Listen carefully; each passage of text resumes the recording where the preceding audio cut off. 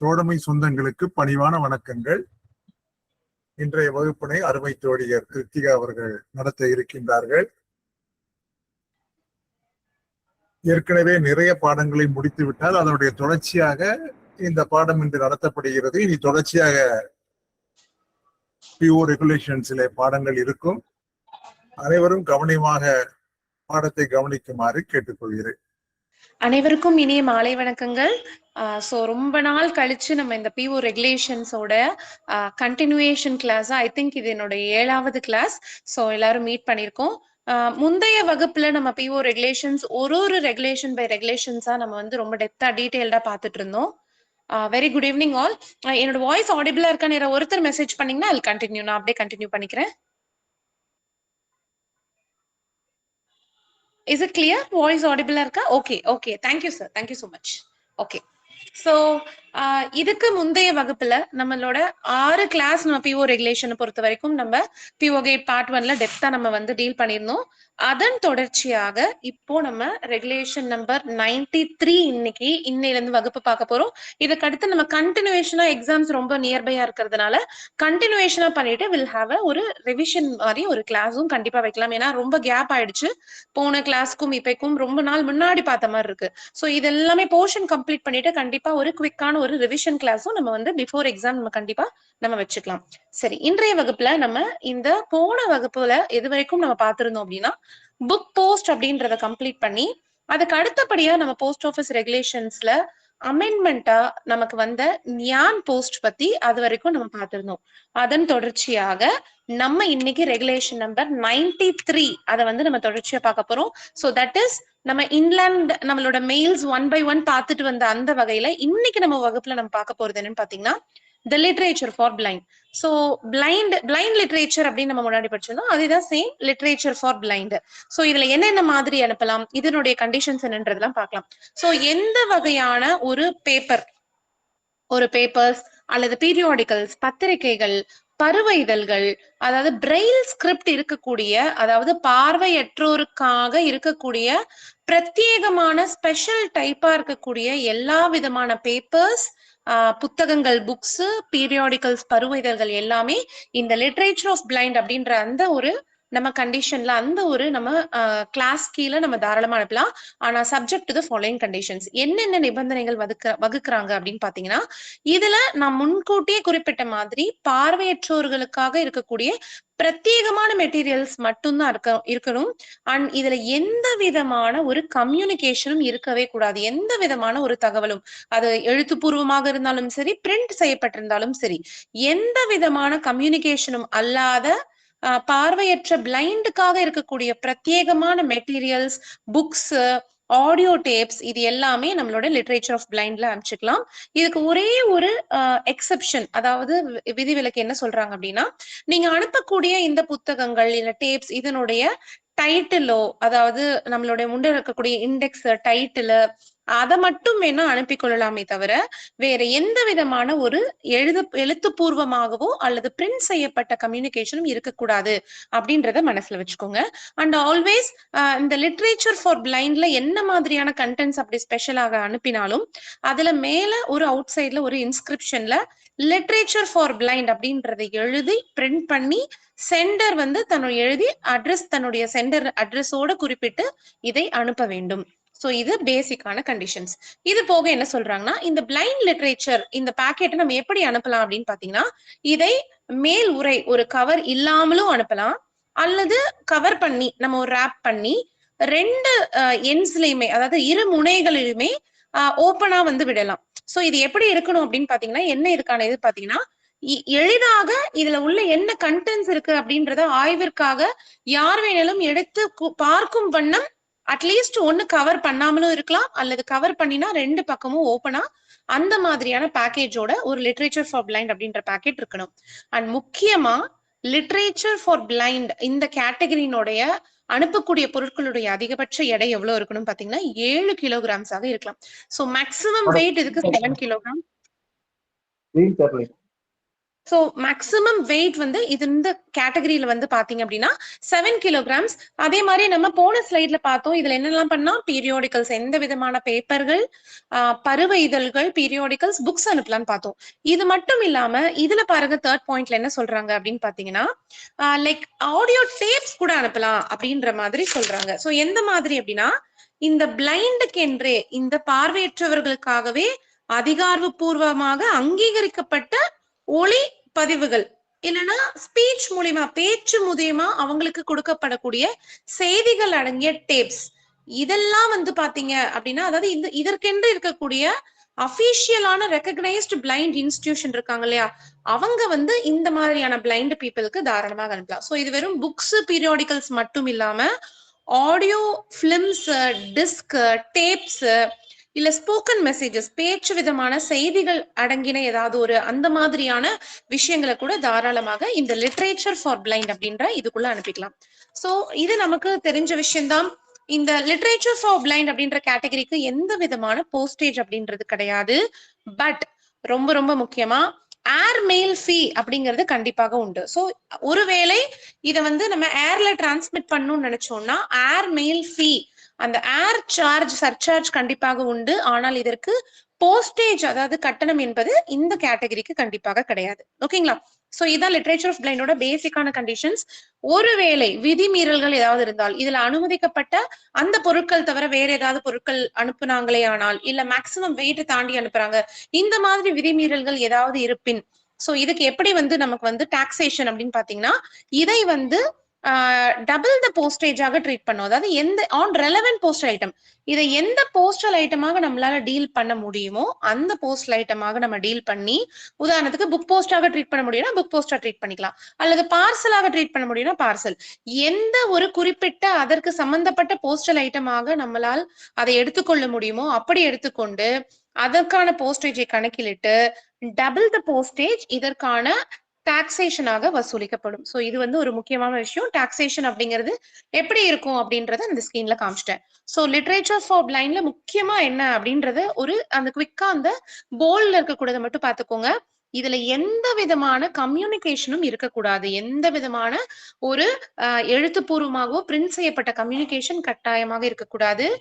Maximum weight எவ்வளவு? 7 kilograms. And also இதற்கு postage கிடையாது. ஆனா என்ன உண்டு? ஏர் மெயில் ஃபீ அப்படிங்கிறது உண்டு. ஒருவேளை விதிமீறல்கள் இருந்தாங்கன்னா எந்த ஒரு ரெலவெண்டான போஸ்டல் ஐட்டமாக ட்ரீட் பண்ண முடியுமோ அப்படி ட்ரீட் பண்ணி டபுள் த போஸ்டேஜ் அப்படின்றது நம்ம வசூலிக்கப்படும். So this is for literature for blind அப்படின்ற கேட்டகரி. இப்போ ரெகுலேஷன் நம்பர் 93 நம்ம கம்ப்ளீட் பண்ணிட்டோம். அடுத்ததான் இப்ப நீங்க ஸ்கிரீன்ல பார்க்க போறது என்னன்னு அப்படின்னு பாத்தீங்கன்னா பீரியாடிக்கல் போஸ்ட். ஓகேங்களா? பீரியாடிக்கல் போஸ்ட் நம்ம பார்க்க போறோம். சோ பீரியாடிக்கல்ஸ் அப்படின்னாலே என்னது? சோ ஒரு பருவ இதழ்கள், அதாவது அடிக்கடி ஒரு குறிப்பிட்ட ஒரு காலத்தின் இடைவெளியில வரக்கூடிய அத்தனையுமே பீரியாடிக்கல்ஸ். சோ இத டெப்தா இன்னும் நமக்கு ஆஸ் பர் ரூல் என்ன சொல்றாங்க அப்படின்றத நம்ம பார்த்துட்டே வரலாம். சோ எந்த ஒரு பப்ளிகேஷனும் ஓகேங்களா பீரியாடிக்கல்ஸ் போஸ்ட்ல அனுப்பலாம். ஆனா என்ன கண்டிஷன் சொல்றாங்கன்னு பாருங்க. சோ இதுல வந்து இந்த பீரியாடிக்கல்ஸ், அதாவது இத நல்லா ஞாபகம் வச்சுக்கோங்க. சோ இந்த பீரியாடிக்கல் போஸ்ட் இப்ப நீங்க பாக்குறதும் சரி, இதற்கு அடுத்ததாக நீங்க பார்க்கக்கூடிய ரெஜிஸ்டர்ட் நியூஸ் பேப்பர் ஆனாலும் சரி, இதுல இந்த யார் வந்து இந்த பீரியாடிக்கல்ஸ் ஆக்டுக்கான லைசன்ஸ் கொடுக்கறது, உரிமம் கொடுக்கறது அப்படின்றத கவனமா வச்சுக்கோங்க. இது எக்ஸாம் பாயிண்ட் ஆஃப் ரொம்ப ரொம்ப முக்கியம். சோ என்ன சொல்றாங்கன்னா பீரியாடிக்கல் போஸ்ட்ல எதெல்லாம் அனுப்பலாம் அப்படின்னா Press and registration of periodicals Act. ஓகேங்களா? சோ அதாவது பத்திரிகை மற்றும் பருவ இதழ்களுடைய பதிவு சட்டம் 2023. சோ இந்த சட்டத்தின் கீழே பீரியாடிக்கல் அப்படின்ற அந்த தலைப்புல எதெல்லாம் கவர் ஆகுதோ அது அத்தனையுமே பீரியாடிக்கல்ஸாக ட்ரீட் பண்ணலாம். சோ பொதுவாக நம்ம சொல்ல போனோம் அப்படின்னா ஒரு குறிப்பிட்ட கால இடைவெளியில வரக்கூடிய எல்லாமே இந்த பீரியாடிக்கல் போஸ்ட் அப்படின்றத அடங்கும். ரொம்ப முக்கியமா இந்த பீரியாடிக்கல் போஸ்ட்ல அனுப்பக்கூடிய இந்த பருவ இதழ்கள் எல்லாமே இது இந்தியாவில் மட்டுமே அச்சிடப்பட்டு வெளியிடப்பட்ட ஒன்றாக இருக்க வேண்டும். ஓகேங்களா? So it should be printed or published in India only. இந்தியால மட்டும்தான் பிரிண்ட் பண்ணிருக்க முடியும். அதை விட ரொம்ப முக்கியமா இந்த பீரியாடிக்கல் போஸ்ட்ல அனுப்புறதுக்கு நமக்கு ரெஜிஸ்ட்ரேஷன் அப்படிங்கிறது தேவை. இதை வந்து பதிவு செய்யணும். யார்கிட்ட அப்படின்னு பாத்தீங்கன்னா Press register general of India. இந்த நான் சொன்ன மேற் சொன்ன Press and registration of periodicals Act அந்த சட்டத்தின் கீழே Press register general of India கிட்ட இந்த பீரியாடிக்கல்ஸ் போஸ்ட் அனுப்புவதற்கான முறையே ரெஜிஸ்ட்ரேஷன் பதிவு அப்படின்றத கண்டிப்பாக அவங்க வந்து வாங்கி இருக்கணும். இது வந்து ரொம்ப முக்கியமான விஷயம். இது மட்டுமல்லாத அந்த Press and registration of periodicals act 2023 அந்த சட்டத்தின் கீழே இருக்கக்கூடிய எல்லா விதிகளுக்கும் இணங்க இந்த பீரியாடிக்கல்ஸ் அப்படின்றது கட்டாயமா இருக்கணும். ஓகேங்களா? சோ இதுல முக்கியமா என்னது ரெஜிஸ்ட்ரேஷன் ஒண்ணு ஞாபகம் வச்சுக்கோங்க. சோ இதுல ஒரு புக்கு அனுப்பலாம், இல்ல ஒரு ஜேர்னலோ அந்த மாதிரி எதெல்லாம் அனுப்பக்கூடாது அப்படின்னு சொல்றாங்க. நான் சொன்ன பீரியாடிக்கல்ஸ்ன்றது ஒரு அடிக்கடி வெளியிடக்கூடிய விஷயமாக இருக்கணும்.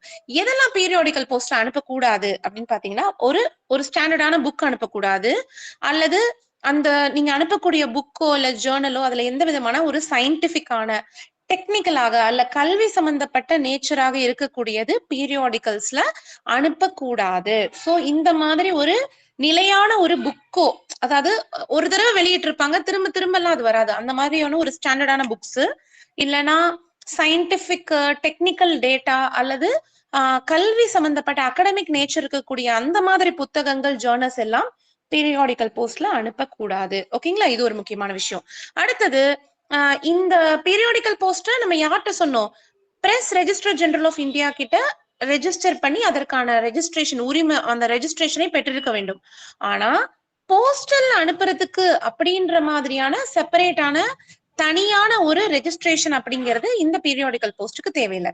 சோ அந்த பீரியாடிக்கலுக்கு உண்டான அந்த பிரஸ் ரெஜிஸ்டர் ஜெனரல் கிட்ட வாங்கினதே போதுமானதே தவிர நம்மளுடைய தபால் சம்பந்தப்பட்ட நம்ம டிபார்ட்மெண்ட் கிட்ட தனியாக ஒரு போஸ்டல் ரெஜிஸ்ட்ரேஷன் அப்படிங்கிறது இதுக்கு தேவை கிடையாது. சோ இதுல இன்னொன்னு என்ன சொல்றாங்க அப்படின்னா, registration requirements. So separate postal registration அப்படிங்கிறது கண்டிப்பா தேவை கிடையாது. சோ அதே மாதிரி இது வந்து நியூஸ் பேப்பர் அப்படிங்கிற கேட்டகரியில வந்தாதான் அதற்கென்று ஒரு ஸ்பெஷல் கன்செஷன் கிடைக்குமே தவிர, மத்த இந்த பீரியாடிக்கல்ஸ் மட்டும் இருந்தது அப்படின்னா நார்மலா இந்த பீரியாடிக்கல் போஸ்டினுடைய டாரிஃபை வைத்து மட்டும்தான் நம்ம வந்து இந்த போஸ்டேஜ் என்பது வசூலிக்கப்படும். ஓகேங்களா? அடுத்தது சூப்பர்ஸ்கிரிப்ஷன் ரிக்வயர்மெண்ட். நம்ம இப்ப லிட்ரேச்சர் ஃபார் பிளைண்ட்லயும் பார்த்தோம், தெளிவாக இது லிட்ரேச்சர் ஃபார் பிளைண்ட் அப்படின்றத சூப்பர்ஸ்கிரைப் பண்ணி சென்டர் வந்து தெளிவாக எழுத வேண்டும். அதே மாதிரி இந்த கேட்டகரிக்கு கீழே அனுப்பக்கூடிய எல்லா விதமான பீரியாடிக்கல்ஸ்க்குமே press register general of India கிட்ட எந்த ரெஜிஸ்ட்ரேஷன் நம்பர்ல இது வந்து நீங்க வந்து ரெஜிஸ்டர் பண்ணிருக்கீங்க அப்படின்றதுக்கான அந்த நம்பரை கண்டிப்பாக டாப்ல வந்து ஃபர்ஸ்ட் பேஜ்லயோ லாஸ்ட் பேஜ்லயோ பிரிண்ட் செய்யப்பட்டு கண்டிப்பாக சூப்பர்ஸ்கிரைப் பண்ணிருக்கணும். சரி, இதுல இன்ஃபிரிஞ்ச்மெண்ட் ஆஃப் கண்டிஷன்ஸ், விதி மீறல்கள் ஏதாவது இருந்தா எப்படி இதை ட்ரீட் பண்ணுவாங்க அப்படின்னா, இதை ஒரு புக் போஸ்ட் ஐட்டமாக ட்ரீட் பண்ணி ஏற்கனவே ஏதாவது போஸ்டேஜ் செலுத்தி இருந்தால் அதையும் கணக்கில் கொள்ளப்பட்டு பேலன்ஸ் இருக்கக்கூடிய அந்த ஒரு இதை மட்டும் டாக்ஸேஷனா நம்ம வந்து அட்ரஸிடமிருந்து பெறப்படும். சோ இந்த இன்ஃபிரிஞ்ச்மெண்ட் பாத்தீங்கன்னா புக் போஸ்டா ட்ரீட் பண்ணணும். ஏற்கனவே செலுத்தப்பட்ட போஸ்டேஜை கண்டிப்பாக கணக்கில் கொள்ளப்படும். இதுதான் பீரியாடிக்கல் போஸ்ட். சோ பீரியாடிக்கல் போஸ்ட்ல முக்கியமா என்னென்ன பார்த்தோம் அப்படின்றத ஒரு குவிக் ஜிஸ்ட் பார்த்துடலாம். அதாவது Press register general of India அவர்கிட்ட ரெஜிஸ்ட்ரேஷன் வாங்கணும். அதாவது பீரியாடிக்கல் அப்படின்ற அந்த தலைப்பு Press register general of periodicals Act அப்படின்ற சட்டத்தின் கீழே பீரியாடிக்கல்ஸ் அப்படிங்கிற அந்த வரையறைக்குட்பட்டு அதனுடைய கண்டிஷன்ஸை பூர்த்தி செய்யக்கூடிய எல்லாமே இதுல அனுப்பிக்கலாம். அண்ட் முக்கியமா தனியாக போஸ்டல் ரெஜிஸ்ட்ரேஷன் அப்படின்றது இதுக்கு கிடையாது. அண்ட் கண்டிப்பாக அந்த ரெஜிஸ்டர் நம்பரை முன்பக்கமும் பின்பக்கமும் கட்டாயமாக அச்சிடப்பட வேண்டும். ஒருவேளை விதிமீறல்கள் ஏதாவது இருந்தால் இதை புக் போஸ்ட் ஐட்டமாக ட்ரீட் செய்யப்படும். சோ இப்ப நம்ம பார்க்க போறது இந்த பீரியாடிக்கல் போஸ்ட்னுடைய டாரிஃப். சோ இந்த டாரிஃப் வந்து பாத்தீங்க அப்படின்னா எதை பேஸ் பண்ணியிருக்கோம் அப்படின்னு பாத்தீங்கன்னா வேல்யூ, அதாவது நீங்க அனுப்பக்கூடிய பீரியாடிக்கல்ஸ்னுடைய விலையையும் எடையும் ரெண்டுத்தையும் சேர்த்துதான் இதனுடைய டாரிஃப் அப்படிங்கிறது இருக்கும். சோ முதல்ல 20 ரூபாய்க்குள்ள இருக்குமே ஆனால், ஒரு நிமிஷம் சாரி, 20 ரூபாய்க்குள்ள இருக்குமே ஆனால் முதல் 100 கிராம், அடுத்து ஒவ்வொரு கூடுதலான 100 கிராமுக்கு அப்படி இருக்கும். சோ அப் டு 20 ஒரு ஸ்லாபு, 20 ரூபாயில இருந்து 50 ரூபாய் வரைக்கும் ஒரு ஸ்லாபு, அப்புறம் 50 ரூபாய்க்கு மேல ஒரு ஸ்லாப். இந்த பக்கம் முதல் 100, அதுக்கு அடுத்து ஒவ்வொரு அடிஷனல் 100 கிராம். சோ ஒரு ஈஸியா ஞாபகம் வச்சுக்கலாம். அடுத்தடுத்த நம்பர் தான் வரும், 2, 3, 4, 5, 8, 9. ஓகேங்களா? சோ இதுதான் இதனுடைய tariff. Based on value and weight ரெண்டையும் கருத்துல கொண்டுதான் இந்த பீரியாடிக்கல் போஸ்ட்னுடைய டாரிஃப் என்பது இருக்கும். ஓகேங்களா? சோ இது வந்து பீரியாடிக்கல் போஸ்ட். அடுத்து பார்க்க போறது ரொம்ப ரொம்ப ரொம்ப ரொம்ப முக்கியமான ஒரு கிளாஸ் ஆஃப் ஆர்டிகிள், இன்லேண்ட் போஸ்ட்லயே ரொம்ப முக்கியம். Register news paper.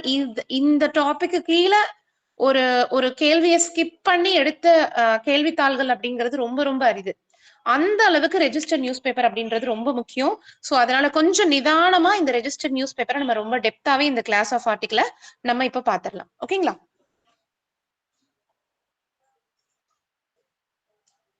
So registered news பேப்பரை பொறுத்த வரைக்கும் சோ ஜென்ரலி நியூஸ் பேப்பர், ஓகேங்களா, பத்திரிகைகள்.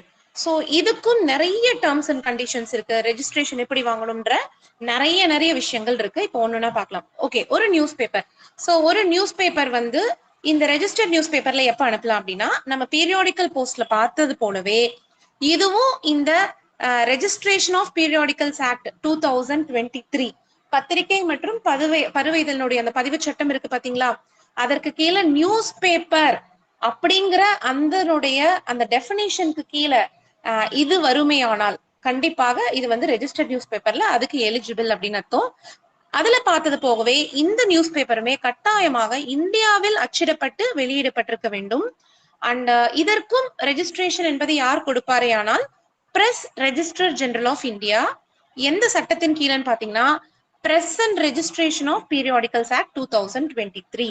இந்த சட்டத்திற்குட்பட்டு press register general of India தான் இந்த ரெஜிஸ்டர் நியூஸ் பேப்பருக்கான இந்த ரெஜிஸ்ட்ரேஷன், இதற்கான உங்களுக்கு ரெஜிஸ்ட்ரேஷன் நம்பர் வந்து வழங்குவார். இதுவும் இந்த சட்டத்திற்கு உண்டான நியூஸ் பேப்பர் அப்படின்ற இதுக்கு கீழே வரக்கூடிய எல்லா விதமான சட்ட திட்டங்களுக்கும் உட்பட்டு ரெஜிஸ்டர் நியூஸ் பேப்பர் அப்படின்றது கண்டிப்பாக அச்சிடப்பட வேண்டும். ஓகேங்களா? அடுத்து என்ன சொல்றாங்க அப்படின்னா, நியூஸ் பேப்பர்ல சரி அந்த சட்டத்துல நியூஸ் பேப்பர் அப்படின்னா எப்படி டிஃபைன் பண்றாங்க அப்படின்றத பார்க்கலாம். சோ இந்த பிரஸ் அண்ட் ரெஜிஸ்ட்ரேஷன் பீரியாடிக்கல் சட்டம் 2023ல ஒரு நியூஸ் பேப்பர், ஒரு செய்தித்தாள் அப்படிங்கறத எப்படி வந்து வரையறுக்கிறாங்க அப்படின்னா, இது வந்து ஒரு பீரியாடிக்கல். இதுவும் அடிக்கடி வெளியிடக்கூடிய ஒரு விஷயம். நிறைய லூஸ் ஃபோல்டட் ஷீட்ஸ், நிறைய ஷீட்ஸ் வந்து மடிக்கப்பட்டு இருக்கக்கூடிய ஒரு பீரியாடிக்கல். இது வந்து எப்படி இருக்கும் அப்படின்னா, எந்த பீரியாடிசிட்டி எவ்வளவு நாளைக்கு ஒரு முறை வெளியிடப்படலாம் அப்படின்னா, டெய்லி பிரிண்ட் பண்ணலாம், டெய்லி பப்ளிஷ் பண்ணலாம், அல்லது at least once in a week, வாரத்திற்கு ஒரு முறையோ அல்லது தினமுமே வெளியிடக்கூடிய நிறைய லூஸ் ஷீட்ஸை வந்து மடிச்சு இருக்கக்கூடிய ஒரு பீரியாடிக்கலை நியூஸ் பேப்பர் அப்படின்னு நம்ம சொல்றோம். இதுல எந்த விதமான கண்டென்ட்ஸ் இருக்கலாம் அப்படின்னு பாத்தீங்க அப்படின்னா, கரண்ட் ஈவெண்ட்ஸ், அதாவது இதுல இருக்கக்கூடிய விஷயங்கள் எதை பத்தி இருக்கலாம் அப்படின்னா, கரண்ட் ஈவெண்ட்ஸ், நடப்பு விஷயம், பப்ளிக் நியூஸ், பொது செய்திகள் ஏதாவது, and comments on public news, பொது செய்தி மீதான ஏதாவது கருத்துக்கள், இந்த மாதிரி கண்டென்ட் இருந்து தினமுமோ வாரத்திற்கு ஒரு முறையோ ஒரு பீரியாடிக்கல் ரிலீஸ் செய்யப்படுமே ஆனால் அது நியூஸ் பேப்பர் அப்படிங்கிற வரையறைக்குள்ள கண்டிப்பாக வந்துடும். பீரியாடிக்கல் போஸ்ட்ல குறிப்பிட்டது போலவே நியூஸ் பேப்பர்லயும் லெஜிபிளா தெளிவாக இதை பிரிண்ட் செய்யப்பட்டது யார், இதை அச்சிடப்பட்ட அவருடைய பெயர் யாரு, எந்த இடத்தில் அச்சிடப்பட்டது, இதனுடைய எடிட்டர் ஆசிரியர் யாரு, பப்ளிஷர் யாரு, எந்த இடத்துல பப்ளிஷ் பண்ணீங்க அப்படின்றதுக்கான முழு விவரமும் இந்த நியூஸ் பேப்பர்ல கட்டாயமாக இந்த எல்லா டீடைல்ஸும் இருக்கணும். அதே போல ஃபுல் போஸ்டேஜ், இந்த ரெஜிஸ்டர்ட் நியூஸ் பேப்பர் பொறுத்த வரைக்கும் இதற்கான முழு கட்டணமும் முன்கூட்டியே செலுத்தப்பட்டு இருக்கணும். எக்ஸப்ட் அந்த நம்ம அடுத்து பார்க்க போற without prepayment of postage கீழே நம்ம ரெஜிஸ்ட்ரேஷன் வாங்கியிருந்தாலே ஒழிய அதர்வைஸ் இதற்கான முழு கட்டணமும் செலுத்தி ஒரு ரெஜிஸ்டர்ட் நியூஸ் பேப்பர் அப்படிங்கறத ஒரு போஸ்ட் ஆபீஸ்னுடைய விண்டோல கொண்டு வந்து கொடுக்கணும். இதுதான் கண்டிஷன். அடுத்தடுத்த கண்டிஷன் ஒண்ணுன்னா பார்க்கலாம் பாருங்க. சோ இந்த நியூஸ் பேப்பர்ல நம்ம என்ன சொல்லிட்டோம், நம்ம வந்து நேம் ஆஃப் பிரிண்டர், அவருடைய பெயர், எங்க பிரிண்ட் பண்ணாங்க, ஆசிரியர், எல்லா பேரும் இருக்கணும். இது மட்டும் இல்லாத இந்த நியூஸ் பேப்பர்ல ஏதோ ஒரு கன்வீனியன்டான ஒரு இடத்துல முதல் பேஜ்லயோ பக்கத்து பேஜ்லயோ லாஸ்ட் பேஜ்லயோ என்ன இருக்கணும்னா, இந்த நம்ம வந்து இதுக்கு 2 ரெஜிஸ்ட்ரேஷன் உண்டு. ஒண்ணு வந்து Press register general of India அவர்கிட்ட கொடுக்கக்கூடிய அந்த ரெஜிஸ்ட்ரேஷன் அவர் கொடுக்கக்கூடியது. அதை தொடர்ந்து நம்ம போஸ்டல்ல இதற்கென்று தனியாக ஒரு ரெஜிஸ்ட்ரேஷன் உண்டு. அதுல பார்த்தோம் இல்லையா, பீரியாடிக்கல் போஸ்ட்ல போஸ்டலுக்கு தனியாக ரெஜிஸ்ட்ரேஷன் தேவை இல்லைன்னு சொன்னோம். பட் ரெஜிஸ்டர்ட் நியூஸ் பேப்பருக்கு 2 ரெஜிஸ்ட்ரேஷன் உண்டு. ஒன்னு நம்மளுடைய Press register general of India and இன்னொன்னு நம்மளுடைய டிபார்ட்மெண்ட்ல போஸ்டல் ரெஜிஸ்ட்ரேஷன். 2 நம்பருமே இருக்கும். அந்த 2 நம்பரையுமே ரொம்ப தெளிவாக எல்லாருக்கும் தெரியும், எந்த ஒரு சங்கடமும் கஷ்டமும் இல்லாம ஈஸியா விசிபிளா எல்லாருக்கும் பாக்குற வண்ணம் அந்த ரெஜிஸ்ட்ரேஷன் நம்பரை கட்டாயமாக பிரிண்ட் செய்து படுக்க வேண்டும். ஓகேங்களா? அடுத்தது date of publication shall be printed on first or last page. இது என்றைக்கு வெளியிட்ட ஒரு செய்தித்தாள் அப்படிங்கிறதையும் கண்டிப்பாக பிரிண்ட் பண்ணணும். அப்புறம் the name of office of posting கண்டிப்பாக பிரிண்ட் பண்ணணும். ஓகேங்களா? பேக் பேஜ்ல டாப் லெஃப்ட் கார்னர்ல கிளியரா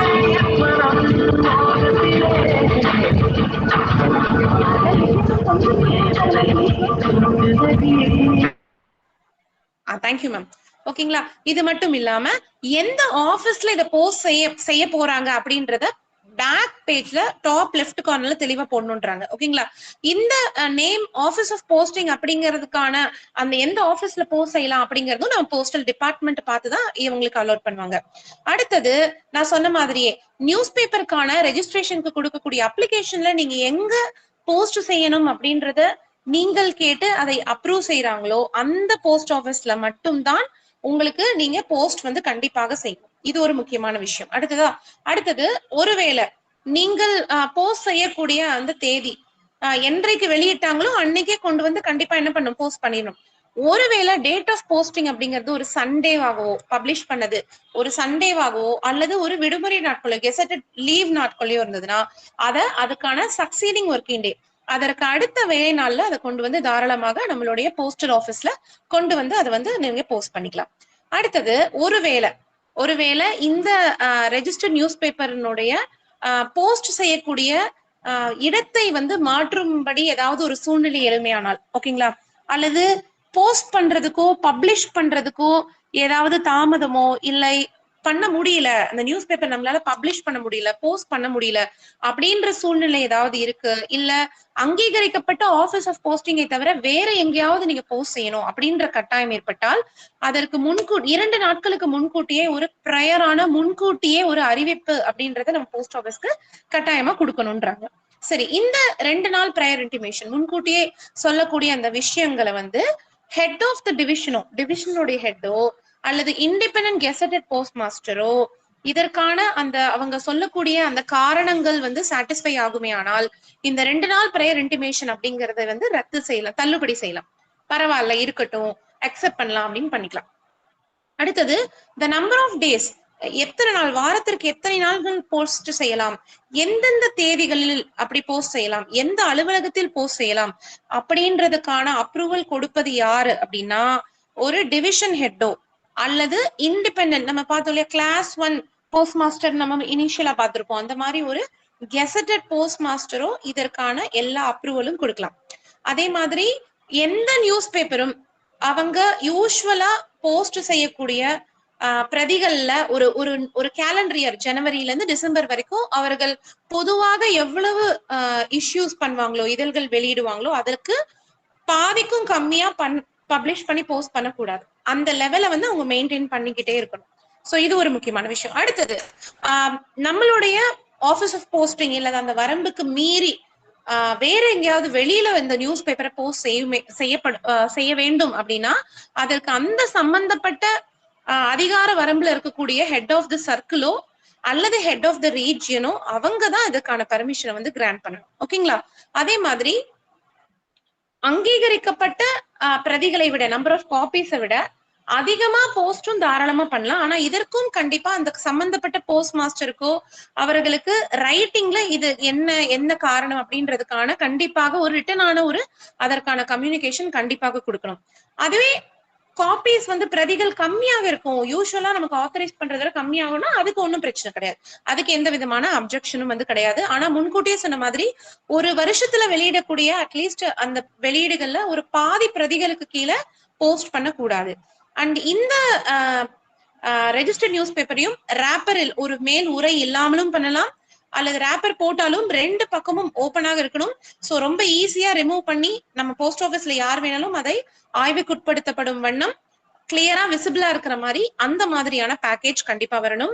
அண்ட் பப்ளிகேஷன் அதாவது ஒரு நாளிதழ் ஒரு செய்தித்தாள் அச்சிடப்படுமே ஆனால் அச்சிடப்பட்ட பின்னர் ஒரு வார்த்தை கூட அந்த நியூஸ் பேப்பர்ல எந்த பிரிண்டோ ரிட்டன் கையில எழுதக்கூடாது, கண்டிப்பாக கூடாது. எந்த விதமான வேர்டும் பிரிண்டோ எழுதவோ கூடாது ஆஃப்டர் பப்ளிகேஷன். ஒன்ஸ் பப்ளிஷ் ஆயிடுச்சு வெளியிட்டாச்சுன்னா அது ஃபைனல், நம்ம எதுவும் பண்ணக்கூடாது. இது மட்டும் அல்லாது நம்ம என்னென்ன நெசசரி இன்ஃபர்மேஷன் வேணும்னு சொன்னோம், இல்லையா? என்னென்ன சொல்லியிருந்தோம் நம்ம? நேம் ஆஃப் பிரிண்டர் அதெல்லாம் வேணும்னு சொன்னோம். ரெஜிஸ்ட்ரேஷன் நம்பர் தெளிவா எழுதணும்னு சொன்னோம். ஆபீஸ் ஆஃப் போஸ்டிங் எல்லாம் எழுதணும்னு சொன்னோம். ஆனா என்னெல்லாம் இருக்க கூடாது ரெஜிஸ்டர்ட் நியூஸ் பேப்பர்லனா இந்த லாஸ்ட் பாயிண்ட் பாருங்க. எந்த விதமான ஒரு பார் கோடும் அல்லது ஒரு QR கோடும் அல்லது வேறு ஏதாவது ஒரு குறி, அதாவது ஒரு என்ன சொல்றது, ஒரு வேல்யூ மதிப்பு இருக்கக்கூடிய ஒரு விஷயமாவோ இல்ல கமர்ஷியலா ஒரு வணிக நோக்கத்தோட இருக்கக்கூடிய மாதிரி ஒரு பார் கோடோ ஒரு QR கோடோ இவர் எந்த வித அந்த மாதிரி ஒரு குறியீடுகளும் ஒரு நியூஸ் பேப்பர்ல கண்டிப்பாக இருக்கக்கூடாது. அடுத்தது என்ன சொல்றாங்கன்னா, no paper or thing enclose, எந்த விதமான ஒரு பேப்பரோ இணைப்புகளோ இருக்கக்கூடாது எக்ஸப்ட் இந்த present registration of periodicals act 2023ல எக்ஸ்ட்ரா சப்ளிமெண்ட் வந்து ஒரு நியூஸ் பேப்பருக்கு எப்படி கொடுக்கலாம் அப்படின்னு அதற்கென்று வரையறை இருக்கு. அதை வேணா இன்க்ளூட் பண்ணலாமே தவிர அதை தாண்டி வேற எந்த ஒரு பேப்பரோ வேற எக்ஸ்ட்ரா எந்த ஒரு திங்ஸுமே அந்த நியூஸ் பேப்பர் கூட கட்டாயமா என்க்ளோஸ் பண்ணி கூட சேர்த்து அனுப்பக்கூடாது. ஓகேங்களா?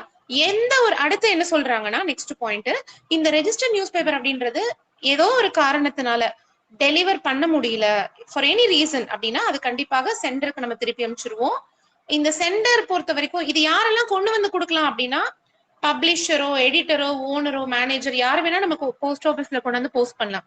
சோ இந்த சென்டர் இருக்கார் இல்லையா, அதாவது யாரு பப்ளிஷ் பண்ணவரோ எடிட்டர் ஆசிரியர் ஓனர் இவங்க இந்த ரிட்டர்ன்டு காப்பியை வந்து போஸ்டிங் ஆஃபீஸ் ஆஃப் போஸ்டிங்ல இருந்து வந்து வாங்கிக்கணும். ஒருவேளை அது டெலிவரி போஸ்ட் ஆஃபீஸ் இல்ல அப்படின்னா எந்த ஆபீஸ் வந்து மேப் செய்திருக்காங்களோ அவர்களுக்கு என்று ஒதுக்கப்பட்டிருக்காங்களோ அந்த ஆபீஸ் ஆஃப் போஸ்டிங்ல போயிட்டு அவங்க தாராளமா தன்னுடைய ரிட்டர்ன் வந்தக்கூடிய பிரதிகளை தாராளமாக பெற்றுக்கொள்ளலாம். அடுத்தது மேக்சிமம் வெயிட். ஒரு ரெஜிஸ்டர்ட் நியூஸ் பேப்பரை பொறுத்த வரைக்கும் சிங்கிள் காப்பியாக இருந்தாலும் சரி அல்லது ஒரு பாக்கெட்டாக சேர்ந்து இருந்தாலும் சரி அது 5 கிலோவை மிகாமல் இருக்க வேண்டும். It shawl not exceed 5 kilograms. 5 கிலோக்கு மேல கட்டாயமாக ஒரு நியூஸ் பேப்பர் அப்படிங்கிறது இருக்கக்கூடாது. அடுத்தது பாத்தீங்கன்னா ஒரு சில மிஸ்லேனியஸ் கண்டிஷன்ஸ் பார்க்க போறோம். இதுல இன்னும் ரெஜிஸ்டர் நியூஸ் பேப்பர்ல என்ன சொல்றாங்கன்னா, வேற வேற இடத்துல லொகேஷன்ல பப்ளிஷ் செய்யக்கூடிய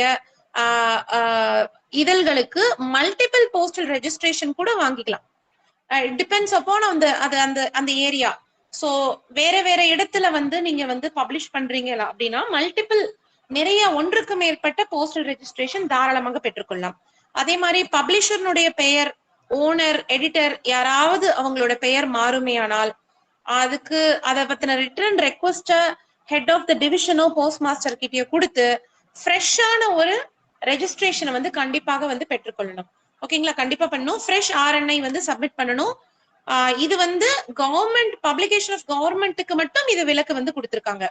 சோ ஒருவேளை இவங்க பேர் ஏதாவது மாறுது, பப்ளிஷர் ஓனர் எடிட்டர் இது ஏதாவது மாறுதுன்னா புது ரெஜிஸ்டர்ட் நியூஸ் பேப்பருக்கான லைசன்ஸ் வந்து பிரஸ் ரெஜிஸ்டர் ஜெனரல்கிட்ட வாங்கணும். போஸ்டல் ரெஜிஸ்ட்ரேஷனும் புதுப்பிக்கணும். இது கவர்மெண்ட்னுடைய பப்ளிகேஷன், அதுக்கு மட்டும் விலக்கு வந்து கொடுத்துறாங்க.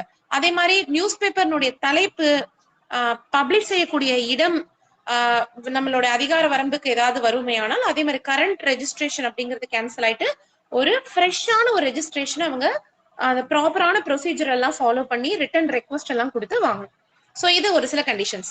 அடுத்தது ரொம்ப முக்கியம், இந்த நியூஸ் பேப்பர் நம்ம அனுப்பக்கூடிய இதுவும் சரி ரெஜிஸ்டர்ட் நியூஸ் பேப்பரும் சரி இதுக்கு முந்தைய பார்த்த இந்த பீரியாடிக்கல்ஸ்க்கும் சரி கண்டிப்பாக சம் பிரைஸ் அப்படிங்கிறது இருக்கணும். அந்த நியூஸ் பேப்பருக்கு விலை அப்படின்ற ஒன்று கட்டாயமாக இருக்கணும். இதுவும் கவர்மெண்ட் அரசாங்க வெளியீடுகளுக்கு மட்டும் இதற்கு விதிவிலக்கு உண்டு. அண்ட் இந்த நியூஸ் பேப்பர்னுடைய விலை ஏதாவது மாற்றப்படுமே ஆனால் அந்த பப்ளிஷர் என்ன பண்ணணும் அப்படின்னா அதை பத்தின அது சம்பந்தப்பட்ட ஒரு இன்டிமேஷன் ஒரு ரிட்டன் ரெக்வஸ்ட் வந்து அந்த ரிவைஸ்டு பிரைஸை வந்து இன்கார்பரேட் பண்றதுக்கான ரெக்வஸ்டையும் முறையே நம்மளுடைய போஸ்ட் ஆஃபீஸ் கிட்ட நம்ம கிட்ட கொண்டு வந்து கொடுத்துருவோம். இது ஒரு சில ரெஜிஸ்டர்ட் நியூஸ் பேப்பர்ல இருக்கக்கூடிய மிஸ்லேனியஸ் கண்டிஷன். அடுத்தது நீங்க பார்க்க போறது இந்த ரெஜிஸ்டர்ட் நியூஸ் பேப்பர் மட்டும் ஆக்சுவலி கொஞ்சம் லென்த்தியா போகும், பொறுமையா பார்க்கலாம் பிகாஸ் இது ரொம்ப ரொம்ப ரொம்ப முக்கியமான விஷயம். அடுத்தது ரெஜிஸ்ட்ரேஷன் ப்ராசஸ். எப்படி இந்த ரெஜிஸ்டர்ட் நியூஸ் பேப்பர் வந்து எப்படி வந்து போஸ்டல்ல வந்து நம்ம கிட்ட ரெஜிஸ்டர் பண்ணணும். சோ அப்ளிகேஷன் வந்து ஓனரோ அதனுடைய நிறுவனரோ அல்லது பப்ளிஷ் பண்ணக்கூடியவரோ 2 சமீபத்திய காப்பீஸ் லேட்டஸ்ட் காப்பீஸும் அதே மாதிரி Press register general of India கிட்ட இருந்து வாங்கிக்கூடிய அந்த சர்டிபிகேட் ஆஃப் ரெஜிஸ்ட்ரேஷனை பெற்றுக்கொண்டு நம்ம கிட்ட வந்து அப்ளை செய்யணும். யார் இதற்கான ரெஜிஸ்ட்ரேஷனை அப்ரூவ் பண்ணக்கூடிய அத்தாரிட்டினா நம்ம முன்னாடியே நிறைய இடத்துல பார்த்தோம், head of the division, divisional ஹெட்டோ அல்லது ஒரு இண்டிபெண்டன்ட் கெசட்டட் போஸ்ட் மாஸ்டரோ யாருடைய அதிகார வரம்புக்கு கீழே இந்த இது வருதோ அவர்கள் இந்த போஸ்டல் ரெஜிஸ்ட்ரேஷனை கொடுக்கறதுக்கு அவங்க வந்து கேப்பபிள். ஓகேங்களா? எல்லா விதமான கண்டிஷன்ஸும் பூர்த்தி செய்யுமே ஆனால் ஒரு டிவிஷனல் ஹெட்டோ இண்டிபெண்டன்ட் கெசட்டட் போஸ்ட் மாஸ்டரோ இதற்கான ரெஜிஸ்ட்ரேஷன் இதற்கான உரிமம் என்பதை தாராளமாக வழங்கலாம்.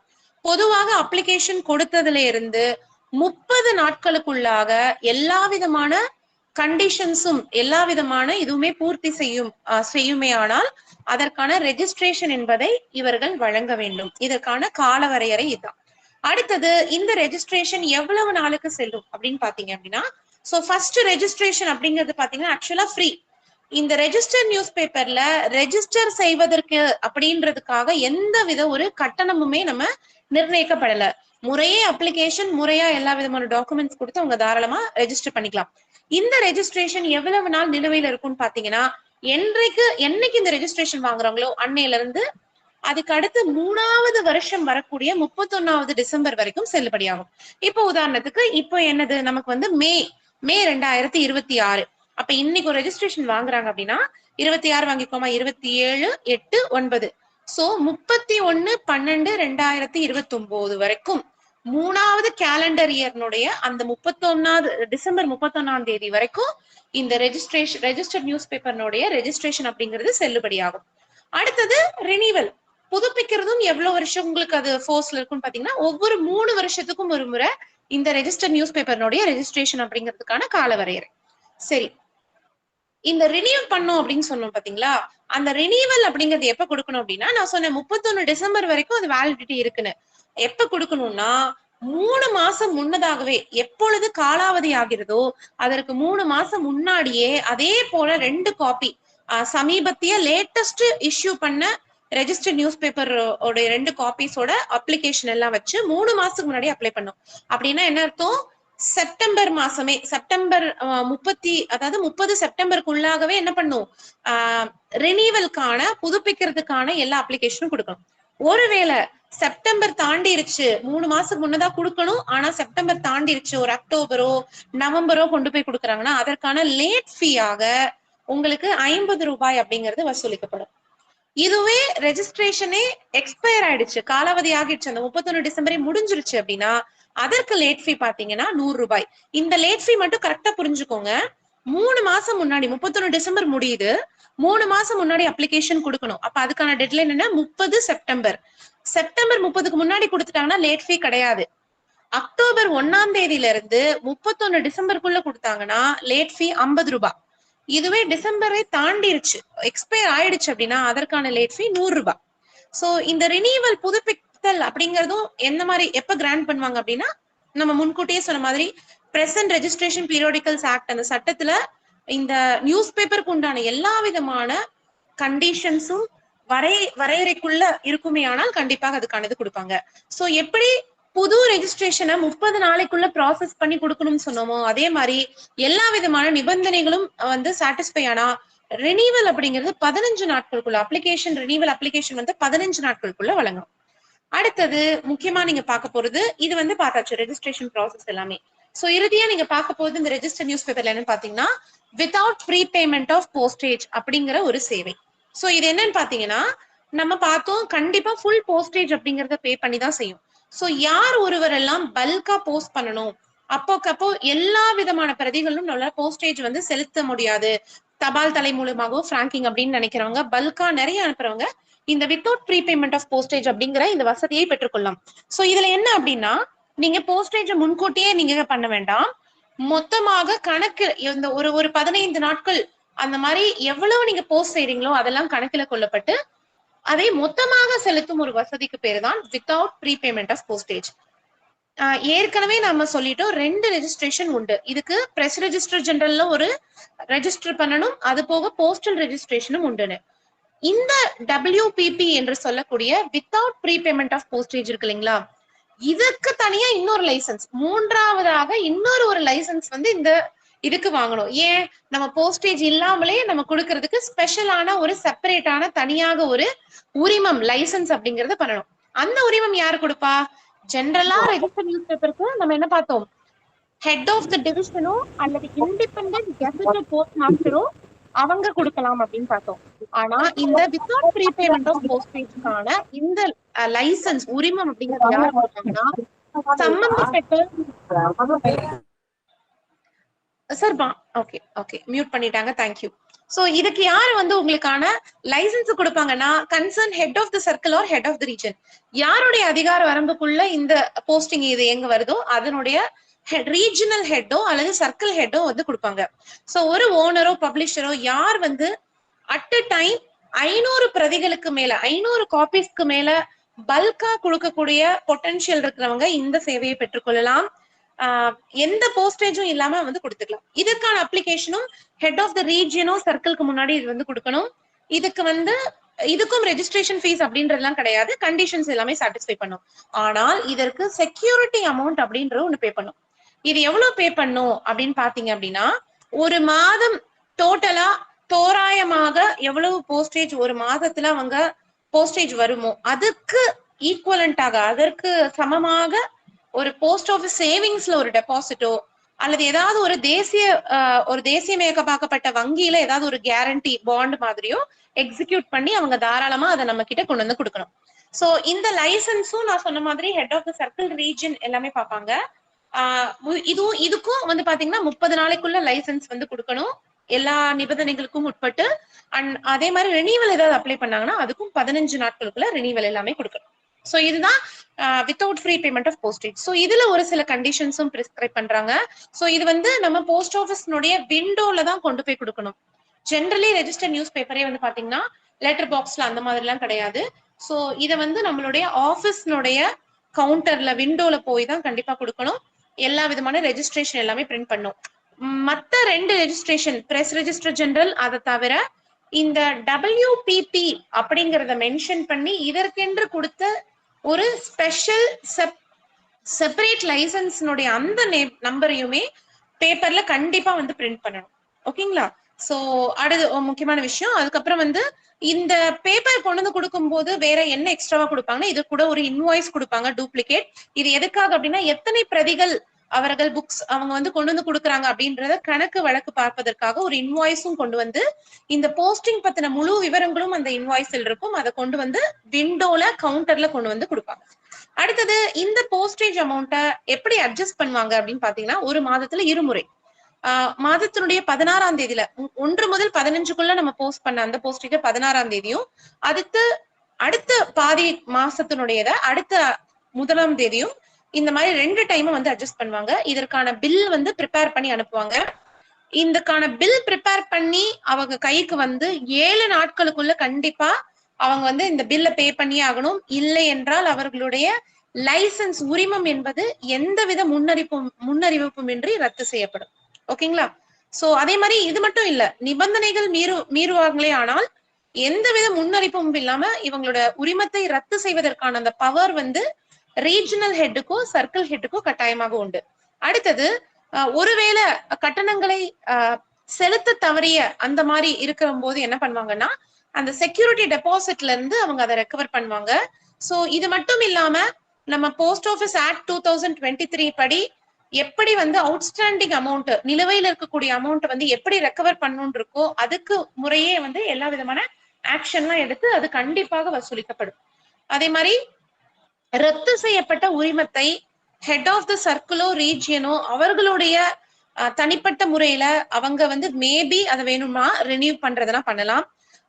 இது மட்டும் இல்லாம நிறைய புக் பண்றாங்க போஸ்ட் பண்ணிக்கிட்டே வராங்க அப்படின்னா ஒருவேளை அவங்க ஏற்கனவே கொடுத்த பேங்க் கேரண்டி போதவில்லை ஆனால் சோ மறுபடியும் நம்ம கால் ஃபார் பண்ணி அந்த பேங்க் செக்யூரிட்டி டெபாசிட் வந்து அதிகப்படுத்தி இன்க்ரீஸ் பண்ணி பேங்க் கேரண்டி இன்க்ரீஸ் பண்ணியும் நம்ம அவங்க கிட்ட கேட்டு வாங்கிக்கலாம். ஓகேங்களா? சோ அதை நான் சொன்ன மாதிரிதான் எந்தவித முன்னறிவிப்பும் இல்லாம ஒரு 7 days ஒரு நோட்டீஸ் மட்டும் ஒரு நோட்டீஸ் மட்டும் நம்ம ஒரு 7 நாளைக்கு முன்னதாக கொடுத்துட்டு நம்ம தாராளமாக இந்த லைசன்ஸை திரும்ப பெறும் அதிகாரம் நமக்கு தாராளமா உண்டு. அடுத்தது இறுதியாக கேன்சலேஷன். ரெஜிஸ்ட்ரேஷன் பார்த்துட்டோம் எப்படி பண்றதுன்னு, ரினிவல் பார்த்துட்டோம்.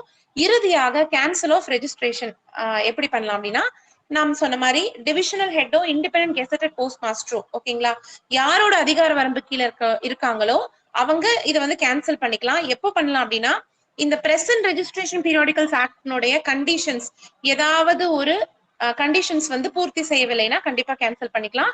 இல்ல வேற ஏதாவது ஒரு ஹையர் அத்தாரிட்டி கிட்ட இருந்து ஏதாவது ஒரு டைரக்ஷன்ஸ் வறுமையானால் அப்பயும் பண்ணிக்கலாம். சோ ஒருவேளை இந்த பப்ளிஷருக்கு அந்த உரிமம் ரத்து செய்யப்பட்டதுல ஏதாவது அதிருப்தி இருந்தால் அதற்கான அப்பீல் மேல்முறையீட வந்து டைரக்டர் ஆஃப் போஸ்டல் சர்வீசஸ்க்கோ இல்ல அந்த ரீஜனல் ஹெட்டுக்கோ தாராளமாக இதை கொண்டு போகலாம். சோ இதுதான் கேன்சலேஷனை பத்தினது. இறுதியாக இந்த ரெஜிஸ்டர்ட் நியூஸ் பேப்பர்னுடைய டாரிஃப். சோ இது வந்து சிங்கிள் காப்பியாக இருந்ததுனால் 50 கிராம் வரைக்கும் வெறும் 25 பைசா, 50ல இருந்து 100 கிராம்குள்ள இருந்ததுனால 50 பைசா, அப்புறம் ஒவ்வொரு கூடுதலான 100 கிராமுக்கும் 20 பைசா. இதுவே பண்டிலாக நம்ம அனுப்புறோம், மோர் தென் ஒரு காப்பி ஒரு பிரதிக்கு மேல அனுப்புறோம்னா முதல் 100 கிராமுக்கு 50 பைசாவும் ஒவ்வொரு கூடுதலான 100 கிராமுக்கு 20 பைசா.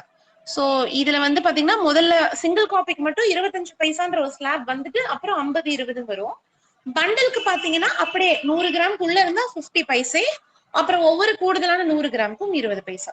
சோ இதுதான் this is all about registered news paper. So இது வந்து கொஞ்சம் முக்கியமானதுன்றதுனால இந்த முக்கியமான நம்ம இப்ப பார்த்ததை மட்டும் ஒரு குவிக்கா ஒரு ஜஸ்ட் பார்த்துட்டு வில் ப்ரொசீட் ஆன் ஃபர்தர். சரிங்களா? சோ வேகமா நான் முக்கியமான இது மட்டும் சொல்லிடுறேன். ரெஜிஸ்டர்ட் நியூஸ் பேப்பர்னா என்ன சொல்றாங்கன்னா, இந்த ரெஜிஸ்ட்ரேஷன் ஆஃப் பீரியாடிகல்ஸ் ஆக்ட் 2023ல நியூஸ் பேப்பர் கீழே என்னென்ன வருதோ அது எல்லாமே அனுப்பலாம் அப்படின்னு சொல்றாங்க. சோ அந்த சட்ட திட்டங்களுக்கு எல்லாம் கண்டிப்பாக வந்து அது இது பண்ணப்படும். நியூஸ் பேப்பர் அப்படின்னாலே நம்மளுடைய சமீபத்திய நிகழ்வுகள், பப்ளிக் பொது நிகழ்வுகள் இதெல்லாம் இருக்கலாம்.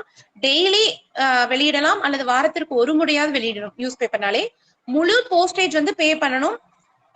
அன்லெஸ் WPP அந்த வித்தவுட் ப்ரீபேமெண்ட் அப்படின்ற உரிமம் பெறவில்லை அப்படின்னா ஃபுல் போஸ்டேஜ் கண்டிப்பா பே பண்ணணும். அடுத்தது இதுல என்னென்ன பிரிண்ட் பண்ணணும்னா, ரெஜிஸ்டர்ட் நியூஸ் பேப்பர்ல பண்ண அந்த registration number, postal registration number, இது மட்டும் இல்லாம வித்தவுட் ப்ரீபேமெண்ட் ஆஃப் போஸ்டேஜ் வாங்கியிருந்தா அந்த ரெஜிஸ்ட்ரேஷன் நம்பர் எல்லாமே பிரிண்ட் பண்ணணும். எந்த ஆஃபீஸ் ஆஃப் போஸ்டிங்னு பின் பக்கம் டாப் கார்னர்ல பிரிண்ட் பண்ணணும். அப்புறம் எந்த பிளேஸ்ல வந்து இது வந்து பப்ளிஷ் பண்ணப்பட்டது அப்படின்ற முழு விவரம், யாரு பிரிண்டர் எல்லாமே வந்து பிரிண்ட் பண்ணணும். ஓகேங்களா? அடுத்தது ஒருவேளை சண்டே ஹாலிடேல வெளியிடப்பட்டால் அடுத்த நாள் கொண்டு வந்து கொடுத்துடலாம். இடம், போஸ்ட் செய்யக்கூடிய இடம் ஏதாவது மாறினா 2 நாள் ப்ரையர் இன்டிமேஷன் கண்டிப்பா கொடுக்கணும். அதுக்கு வெளியில கொடுக்கணும்னா ஹெட் ஆஃப் த சர்க்கிள் ரீஜனோட பர்மிஷன் வாங்கிட்டு கொடுக்கலாம். பப்ளிஷ் செய்த பிறகு எந்த ஒரு வேர்டும் கட்டாயமாக நியூஸ் பேப்பர்ல பிரிண்ட் பண்ணக்கூடாது. எந்த எக்ஸ்ட்ரா பேப்பரும் எந்த ஒரு பொருளும் கூடுதலாக இணைக்க கூடாது. மேக்சிமம் வெயிட் ரெஜிஸ்டர்ட் நியூஸ் பேப்பருக்கு 5 கிலோகிராம். ஓகேங்களா? இதெல்லாம் ஒரு சில மிஸ்க் கண்டிஷன்ஸ், இது விட்டுறலாம். அடுத்தது ஏதாவது விலை அப்படின்றது ஒண்ணு இந்த நியூஸ் பேப்பருக்கு கண்டிப்பா இருக்கணும். அது கவர்மெண்ட் அரசாங்க வெளியீடுகளுக்கு மட்டும் அதற்கு விலக்கு உண்டு. அடுத்தது ரெஜிஸ்ட்ரேஷன் ப்ராசஸ் முறையே எல்லா 2 காப்பீஸ் எல்லாம் கொடுத்து பண்ணணும். எல்லா கண்டிஷன்ஸும் பூர்த்தியானால் 30 நாளைக்குள்ள ரெஜிஸ்ட்ரேஷன் கொடுக்கணும். அதுவே ரினிவல்னா 15 நாளைக்குள்ள கொடுக்கணும். சோ இது 3 வருஷம் வந்து வேலிடிட்டி இருக்கும். ரினிவல் வந்து முடியறதுக்கு 3 நாட்களுக்கு முன்னதாகவே கொடுக்கணும்.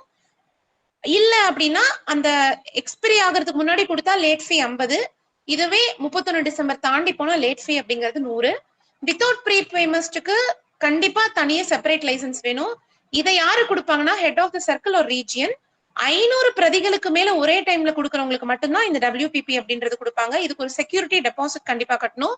இதுக்கும் ரெஜிஸ்ட்ரேஷன் 30 நாள், ரினிவல் செய்வதற்கு 15 நாள் என்பது கால வரையறை. ஓகேங்களா? அடுத்தது வேற என்ன பார்த்தோம்? வேற பேங்க் கேரண்டி எப்படி, ஒரு மாசத்துக்கு 2 தடவை பில் கொடுப்பாங்க, அதை 7 நாளைக்குள்ள கண்டிப்பா பே பண்ணணும். அதெல்லாம் அப்புறம் கேன்சலேஷன் பார்த்தோம், என்னென்னலாம் பண்ணலன்னு பார்த்தோம். அதுக்கப்புறம் இறுதியாக tax. So this is all about நம்மளுடைய என்ன சொல்றது ரெஜிஸ்டர்ட் நியூஸ் பேப்பர். பட் ரொம்ப எக்ஸாம் பாயிண்ட்ல ரொம்ப ரொம்ப ரொம்ப முக்கியமான ஒரு டாபிக் இப்ப நம்ம பார்த்தது. இதை தொடர்ந்து நம்ம அடுத்து நம்ம பார்க்க போறது என்னன்னு பாத்தீங்கன்னா இந்தியா போஸ்ட் பார்சல். சோ இப்ப லெட்டர் அந்த கேட்டகரிக்கு கீழே அப்படி எல்லாமே முடிச்சிட்டோம். இப்ப நம்ம பார்க்க போறது என்னன்னு பாத்தீங்கன்னா பார்சல் கேட்டகரி. இந்த பார்சல் கேட்டகரியில இந்த டாரிஃப்னு இந்த ஸ்கிரீன்ல இருக்கிறத மட்டும் நீங்க இக்னோர் பண்ணிருங்க. என்னால இதை எடிட் பண்ண முடியல, நான் டேப்ல இருந்து எடுக்கிறதுனால. சோ இதை இக்னோர் பண்ணிருங்க. சோ மத்தது மேல இருக்கிறத மட்டும் கொஞ்சம் பாத்துக்கோங்க. சோ இந்தியா போஸ்ட் பார்சல், இந்த பார்சல் அப்படிங்கிற இந்த வசதி வந்து பாத்தீங்க அப்படின்னா இது வந்து இண்டிவிஜுவலான தனிப்பட்ட கஸ்டமர்ஸ்க்கும் நம்ம கொடுக்குறோம், பல்க் கஸ்டமர்ஸ்க்கும் கொடுக்குறோம். சோ இதுவும் வந்து ஒரு அக்கௌண்டபிள் ஐட்டமாக தான் நம்ம ட்ரீட் பண்றோம். சோ எதையெல்லாம் பார்சல் அப்படின்ற அந்த வரையறைக்குள்ள கொண்டு வரலாம், அப்படின்னா நான் உங்களுக்கு காமிக்கிறேன். ஒரு நிமிஷம். நான் இந்த ஸ்லைடை விட நான் இன்னொன்னு காமிக்கிறேன். ஒரே நிமிஷம்.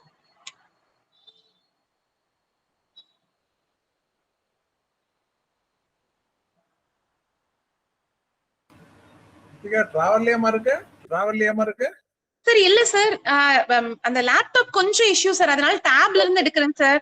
சார் கிளியரா தானே சார் இருக்கானா? ஒன்னும் ப்ராப்ளம் இல்ல சார்? பக்காவா வருதுமா, கிளியரா வருது, எந்த ப்ராப்ளமும் இல்ல, கரெக்ட்டா இருக்கு. ஓகே ஓகே சார், டேப்ல ஆன் எடுக்கிறேன் சார். ரெஸ்டோர் ஆகலையா? லேப்டாப் ரெஸ்டோர் ஆகலையா? அதனாலதான் சார். சரி பரவாயில்ல. ஓகே சார், நான் கண்டினியூ பண்றேன் சார். தேங்க்யூ. அடுத்ததாக இந்த பார்சல் போஸ்ட் மட்டும் நான் இந்த பிடிஎஃப்ல காமிக்கிறேன், ப்ளீஸ் இதை பாத்துக்கோங்க. சோ எதையெல்லாம் பார்சல் அப்படின்ற வரையறைக்குள்ள கொண்டு வரலாம் அப்படின்றதுக்கு ஒரு 3 கண்டிஷன் சொல்றாங்க. சோ அதை மட்டும் இந்த ஸ்கிரீன்ல காமிச்சிருக்கேன், கொஞ்சம் பிளர்டா இருக்கும், அட்ஜஸ்ட் பண்ணிக்கோங்க. சோ எதெல்லாம் பார்சல் அப்படின்ற அதுக்கு கொண்டு வரலாம் அப்படின்னு பாத்தீங்கன்னா, ஏதாவது ஒரு நம்ம அனுப்பக்கூடிய பொருட்கள் 500 கிராமுக்கு மேல போனா தட் இஸ் பார்சல். சோ ஏ பாயிண்ட்ல இருக்கு பாத்தீங்களா, which weighs more than 500 grams, ஒரு 500 கிராமுக்கு மேல போறத நம்ம பார்சல் அப்படின்னு கேட்டகரைஸ் பண்ணலாம். இது மட்டும் இல்லாம ஒரு பார்சல் அப்படின்னா எப்படி சொல்லலாம் அப்படின்னா, which has minimum dimension, அதனுடைய குறைந்தபட்ச டைமென்ஷன் என்னவா இருக்கலாம்னா 100 மில்லிமீட்டர் ரோல் ஃபார்ம், அதாவது ரோல் ஃபார்ம்ல உருளை வடிவம்ல இருந்ததுன்னா மினிமம் 100 மில்லிமீட்டராவது இருக்கணும் ஒரு டைமென்ஷன். அதே மாதிரி நீளம் மற்றும் அதனுடைய விட்டத்தினுடைய ட்வைஸ் டயாமீட்டர், அது வந்து மினிமம் 170 மில்லிமீட்டராவது இருக்கணும்ன்றாங்க. ஓகேவா? இது மட்டும் இல்லாம ரோல் ஃபார்ம் அல்லாத மத்த தபால் அந்த மாதிரி இருந்தது அப்படின்னா 140 × 90 மில்லிமீட்டர், அதாவது 14:9 சென்டிமீட்டர், அந்த மாதிரி இந்த மினிமம் டைமென்ஷன்ஸ் இருந்தாலும் அதையும் பார்சல் அப்படின்னு பண்ணலாம், கேட்டகரைஸ் பண்ணலான்றாங்க. அடுத்தது whose length does not exceed 1.5 meters. So எந்த ஒரு பொருளுடைய நீளம் 1.5 மீட்டருக்கு மிகாமல் இருக்கோ, அதே போல லென்த் நீளமும் அதனுடைய சுற்றளவும் சேர்ந்து 3 மீட்டருக்கு மிகாமல் இருக்கும், அதையும் பார்சல் கேட்டகரி அப்படி பார்சல் அப்படின்ற வரையறைக்குள்ள கொண்டு வரலான்றாங்க. 4வதாக சோ whose gross weight, அதனுடைய மொத்த கொள்ளளவு அப்படிங்கிறது ஒரு 35 கிலோகிராமுக்கு மிகாமல் இருந்தால் இதையெல்லாம் நம்ம என்னன்னு சொல்லலாம் அப்படின்னு பாத்தீங்கன்னா பார்சல் அப்படின்னு சொல்றாங்க. சோ லெட்டர் ஐட்டம் அல்லாத, அதாவது எதெல்லாம் லெட்டர் ஐட்டம் இல்லையோ, ஓகேங்களா, அதெல்லாம் மெர்ச்சன்டைஸ், அதாவது வணிக சம்பந்தப்பட்ட மெர்ச்சன்டைஸ் அப்படின்னு ஒரு கஸ்டமர் வந்து பண்ணிட்டு அதை ஒரு இந்தியா போஸ்ட் பார்சல் அப்படின்ற கேட்டகரி கீழே கொண்டு வரலாம் அப்படின்றாங்க. சோ இந்த பார்சல் கேட்டகரி இதை வந்து கொஞ்சம் பாத்துக்கோங்க. இது உங்களுக்கு எப்படின்னா மல்டிபிள் சாய்ஸ்ல கேட்கலாம், எதையெல்லாம் பார்சல் அப்படின்னு நம்ம கேட்டகரைஸ் பண்ணலாம் அப்படின்னா இந்த 3மே வரும். 500 கிராமுக்கு மேல இருந்தாலும் அது பார்சல் தான். மினிமம் டைமென்ஷன் நம்ம பார்த்த மாதிரி, ஓகேங்களா, 10 சென்டிமீட்டர் உருளை வடிவமாக இருந்தா லென்த், அதாவது 10 சென்டிமீட்டர், அதே மாதிரி லென்த் பிளஸ் ட்வைஸ் டயாமீட்டர் வந்து 17 சென்டிமீட்டர். அதே மாதிரி அதர் தென் ரோல் ஃபார்ம் இல்லாம நார்மலா இருந்ததுன்னா 14:9 சென்டிமீட்டர். அதே மாதிரி அதனுடைய அதிகபட்ச நீளம் அப்படின்றது 1.5 மீட்டர் பிளஸ் இந்த 3 மீட்டர் மிகாமல் இருந்தாலும் ஓகே தான். அண்ட் அதனுடைய மொத்த கிராஸ் வெயிட், ஓகேங்களா, அது வந்து 35 கிலோக்கு மிகாமல் இருந்தாலும் பார்சல் தான். சோ இதுல எந்த கண்டிஷன்ஸ் வந்து சாட்டிஸ்ஃபை ஆனாலும் அதை வந்து நம்ம பார்சல் அப்படின்னு நம்ம ட்ரீட் பண்ணுவோம். இப்ப நம்ம பிபிடிக்கு போல வாங்க. சோ இது எப்படி எதெல்லாம் பார்சல் அப்படின்னு கேட்டகரைஸ் பண்ணுவோம் அப்படின்றத இப்ப நான் உங்களுக்கு சொல்லிட்டேன். இதேதான் இந்த டேபிள்ல இருக்கும், ஓகேங்களா. மினிமம் என்ன, மேக்சிமம் என்ன, நான் முன்னாடியே சொல்லிட்டேன்னா, ரோல் ஃபார்ம்ல இருந்ததுன்னா லென்த் பிளஸ் ட்வைஸ் டயாமீட்டர் வந்து மினிமம் 100 mm, அதிகபட்சம் 170 mm இருக்கலாம். அதே மாதிரி அதர் தென் ரோல் ஃபார்ம் இப்ப நான் காமிச்சிட்டேன். லென்த் பிளஸ் கிர்த்ன்றது நீளம் பிளஸ் சுற்றளவு ரெண்டும் சேர்ந்து மினிமம் 14:9, மேக்ஸிமம் 3 மீட்டர் வரைக்கும் இருக்கலாம். இப்ப நான் உங்களுக்கு எழுத்துப்பூர்வமா காமிச்ச அத்தனையுமே இந்த சைஸ் அப்படிங்கிற இதுக்குள்ள அடங்கும், ஓகேங்களா. அதே மாதிரி நான் ஏற்கனவே சொன்ன மாதிரி ஒரு லெட்டர் அல்லாத ஒரு விஷயத்த கஸ்டமர் வந்து மெர்ச்சன்டைஸ் வணிக சம்பந்தப்பட்ட ஒரு விஷயமாக டிக்ளேர் பண்ணி பார்சலில் தாராளமாக அனுப்பலாம். சோ இந்தியா போஸ்ட் பார்சலை பொறுத்த வரைக்கும் நம்ம அதாவது லெட்டர் பாக்ஸ்ல எல்லாம் போடக்கூடாது, விண்டோல தான் பிரசன்ட் பண்ணணும். அதுல இந்தியா போஸ்ட் பார்சல் என்று கண்டிப்பாக சூப்பர்ஸ்கிரைப் பண்ணி அது வந்து எல்லாமே பண்ணலாம். ரொம்ப முக்கியமா India post parcel shall ordinarily be transmitted on surface only, அதை தரை வழியாக மட்டும்தான் அந்த பார்சல் அப்படின்ற கேட்டகரியை நம்ம வந்து டிரான்ஸ்மிட் பண்ணுவோம். அடுத்தது புக்கிங், எப்படி எல்லாம் ஒரு பார்சல் நம்ம வந்து எங்கெல்லாம் கொண்டு போய் புக் பண்ணலாம் அப்படின்றத பாக்குறோம். சோ இது வந்து கவுண்டர்ல புக் பண்ணலாம், நான் சொன்ன மாதிரி இது விண்டோல தான் கொடுக்கணும், லெட்டர் பாக்ஸ் எதுலயுமே போடக்கூடாது, ஓகேங்களா. கவுண்டர்ல கொடுக்கலாம், அல்லது ஆத்தரைஸ்ட் நம்ம டிபார்ட்மெண்ட் அங்கீகரிக்கப்பட்ட எஃப்ஓ என்று சொல்லக்கூடிய பிரான்ச்சைசி அவுட்லெட் ஏதாவது இருந்தா அங்க பண்ணிக்கலாம். இல்லைன்னா இப்ப நிறைய நமக்கு வந்து நம்ம நிறைய இந்த பியூ ரெகுலேஷன்லயே பார்த்தோம், செல்ஃப் புக்கிங் கியோஸ்கெல்லாம் ஒரு சில அலுவலகத்திற்கு அங்கீகரிக்கப்பட்டிருக்கும். அந்த மாதிரி செல்ஃப் புக்கிங் கயோஸ்க் இருந்தாலும் அங்கேயும் நீங்க போய் தாராளமா செல்ஃபா நீங்களே புக் பண்ணிக்கலாம். ரொம்ப முக்கியம், எந்த பார்சல் புக் பண்ணாலும் கண்டிப்பாக அது கூட சிடிஎஃப் 1 அப்படிங்கிற அந்த டிக்ளரேஷனை கட்டாயமாக வந்து கூட சேர்த்துதான் புக் பண்ணணும். It must be accompanied by declaration. CDF 1 அப்படிங்கிற அந்த டிக்ளரேஷன் ஃபார்மோட சேர்ந்துதான் கண்டிப்பாக பார்சலை புக் பண்ணும். அண்ட் ஏதாவது இதுல ஏதாவது தடை செய்யப்பட்ட பொருட்கள் ஏதாவது இருந்தா, அதாவது ஏர்ல நம்ம ஏர் மூலியமா அனுப்புறதுக்கு ஏதாவது தடை செய்யப்பட்ட பொருட்கள் ஏதாவது இருப்பின், சோ அதை வந்து சர்ஃபேஸ் வழியாக நம்ம தாராளமா பார்சலை புக் பண்ணி நம்ம சர்ஃபேஸ் வழியா பண்ணிக்கலாம். சோ பார்சல் அடுத்தது எப்படி சொல்லுவாங்க அப்படின்னா, ஜென்ரலி பார்சல் பேக்கேஜிங் பத்தி உங்களுக்கு இருக்கும். சோ எப்படி பேக் பண்ணும் அப்படின்னு பாத்தீங்கன்னா, நீங்க அனுப்பக்கூடிய பார்சல் எந்த ஒரு அதிகாரியையோ அல்லது வேற ஒரு எந்த ஒரு போஸ்டல் தபால்களுக்கோ எந்த ஒரு தீங்கும் எதுவுமே விளைவிக்காத வண்ணம் அந்த வகையில பேக்கிங் அப்படிங்கிறது ஒரு பக்காவான இதுவா இருக்கணும். அண்ட் முக்கியமா இன்ஷூர்டு பார்சலை பொறுத்த வரைக்கும் என்னன்னு சொல்றாங்கன்னா, சீல்ஸ் குறுகிய இடைவெளியில ஒரே மாதிரி ஐடென்டிக்கலான வேக்ஸ் சீல்ஸ் வந்து கண்டிப்பா பண்ணும். ஜாயின்ஸ்ல எல்லாம் கண்டிப்பா சீல் பண்ணப்பட்டிருக்கணும். அண்ட் அந்த சீலை வந்து உடைக்காம அந்த பார்சலை ஓபன் பண்ண முடியாத அளவுக்கு எல்லா விதமான ஜாயின்ஸ் எல்லா இடத்துலயும் ஒரே மாதிரியான சீல் கண்டிப்பா வரணும். இது போக போஸ்ட் ஆபீஸ்ல நமக்கு இருக்கக்கூடிய அல்லது வெளியில் இருக்கக்கூடிய டாம்பர் எவிடென்ட் டேப்ஸ் அப்படின்னா என்னன்னா, யாராவது அதை ஓபன் பண்ணுவாங்களே ஆனால் அதை வந்து அது எளிதாக தெரிஞ்சிடும். ஸோ அந்த மாதிரியான டாம்பர் எவிடென்ட் டேப்ஸ் வித் லோகோ, நம்ம போஸ்ட் ஆபீஸ்னுடைய பெயர் லோகோவோட இருக்கும். அந்த மாதிரியான இதையுமே நீங்க பார்சல்ஸ்க்கு தாராளமாக பயன்படுத்தி அந்த பார்சல்ஸை வந்து நீங்க பேக் பண்ணலாம்னு சொல்றாங்க. அடுத்தது இந்தியா போஸ்ட் பார்சல்னுடைய பேமெண்ட் ஆஃப் போஸ்டேஜ். எப்படியெல்லாம் அதுக்கு பேமெண்ட் வந்து போஸ்டேஜ் பே பண்ணலாம் அப்படின்னா, ப்ரீபெய்டு கண்டிப்பாக ஃபுல்லி ப்ரீபெய்டாக இருக்கணும். எந்தெந்த அப்ரூவ்ட் மெத்தட் அப்படின்றத நம்ம முன்கூட்டியே பார்த்தோம். போஸ்டேஜ் எப்படி எல்லாம் பண்ணலாம், ஃப்ராங்கிங் பண்ணலாம், அதெல்லாமே பார்த்தாச்சு. ஸோ அங்கீகரிக்கப்பட்ட எந்த ப்ரீபெய்டு மோட்லையும் பார்சலுக்கான கட்டணத்தை தாராளமாக பண்ணலாம். ஃப்ராங்கிங் மிஷின்ஸ் மூலியமாக அப்ரூவ்டு நம்மளுடைய ஃப்ராங்கிங் மிஷின் மூலியமாக நாம் கட்டணத்தை செலுத்தலாம். அடுத்தது டெஃபர்ட் போஸ்டேஜ் அப்படின்றாங்க, அதாவது தாமதிக்கப்பட்ட போஸ்டேஜ். ஒரு சில ஸ்பெஷல் கண்டிஷன்ல கேசஸ்ல மட்டும் டிஜி போஸ்ட்னுடைய உத்தரவின் பேர்ல ஒரு பார்சல்னுடைய அமௌண்ட்டை லேட்டரா கலெக்ட் பண்ற மாதிரி டெஃபர்ட் போஸ்டேஜும் நம்ம பண்ணிக்கலாம். இது மட்டுமல்லாது இந்த பார்சல் அப்படிங்கறத நம்ம சாதாரணமா பார்த்துட்டோம். இந்த பார்சல் கூட ஆப்ஷனலா வேல்யூ ஆடட் சர்வீசஸா எதெல்லாம் கொடுக்கலாம் அப்படின்னு பாக்குறோம். ஸோ பார்சல் கூட நீங்க அட்ரஸி ஸ்பெசிபிக் டெலிவரி அப்படின்றத குறிப்பிடலாம். ஸோ சம்பந்தப்பட்ட அட்ரஸில கொடுக்குற மாதிரி அட்ரஸி ஸ்பெசிபிக் டெலிவரி நம்ம வந்து ஆஃப் பண்ணிக்கலாம். கேஷ் ஆன் டெலிவரி என்று சொல்லக்கூடிய சிஓடி நம்மளோட இது வந்து தாராளமா சிஓடி ஆப்ஷனை வந்து நம்ம பயன்படுத்திக்கலாம். அடுத்தது பார்சலை பொறுத்த வரைக்கும் இன்சூரன்ஸ் ஃபெசிலிட்டி நம்ம அவைல் பண்ணிக்கலாம். இறுதியாக ப்ரூஃப் ஆஃப் டெலிவரி, ஓகேங்களா, பிஓடி என்று சொல்லக்கூடிய ப்ரூஃப் ஆஃப் டெலிவரியும் இதுக்கு தாராளமா யூஸ் பண்ணிக்கலாம். ஸோ இதெல்லாம் நமக்கு ஆப்ஷனலா தேவைப்பட்டால் கஸ்டமர் இந்த மாதிரி சர்வீசஸும் பார்சல் கூட சேர்ந்து தாராளமா எடுத்துக்கலாம். ஓகேங்களா. அடுத்தது இப்ப பார்க்க போறதா இந்த பார்சலுடைய டாரிஃப். இந்த பார்சலுடைய டாரிஃப் வந்து உங்களுக்கு 2 கேட்டகரியா இருக்கும். ஓகேங்களா, ஸ்கிரீன்ல காமிக்கிறேன் பாருங்க. சோ முதல்ல பாத்தீங்கன்னா ரீட்டைல் கஸ்டமர்ஸ், லைக் சாதாரணமான வாக்கிங் கஸ்டமர்ஸ், ஒரு பொதுவாக கவுண்டருக்கு வரக்கூடிய ரீட்டைல் கஸ்டமர்ஸ்க்கு பாத்தீங்கன்னா என்ன டாரிஃப்னா, 500 கிராமுக்கு உள்ள இருந்தா 36 ரூபாயும், ஒவ்வொரு 500 கூடுதலான 500 கிராம் அல்லது அதுக்கு பகுதி அதாவது இருந்தாலும் அதற்கு 16 ரூபாய் தான் இதனுடைய ரீட்டைல் கஸ்டமர்ஸ்க்கு உண்டான டாரிஃப்.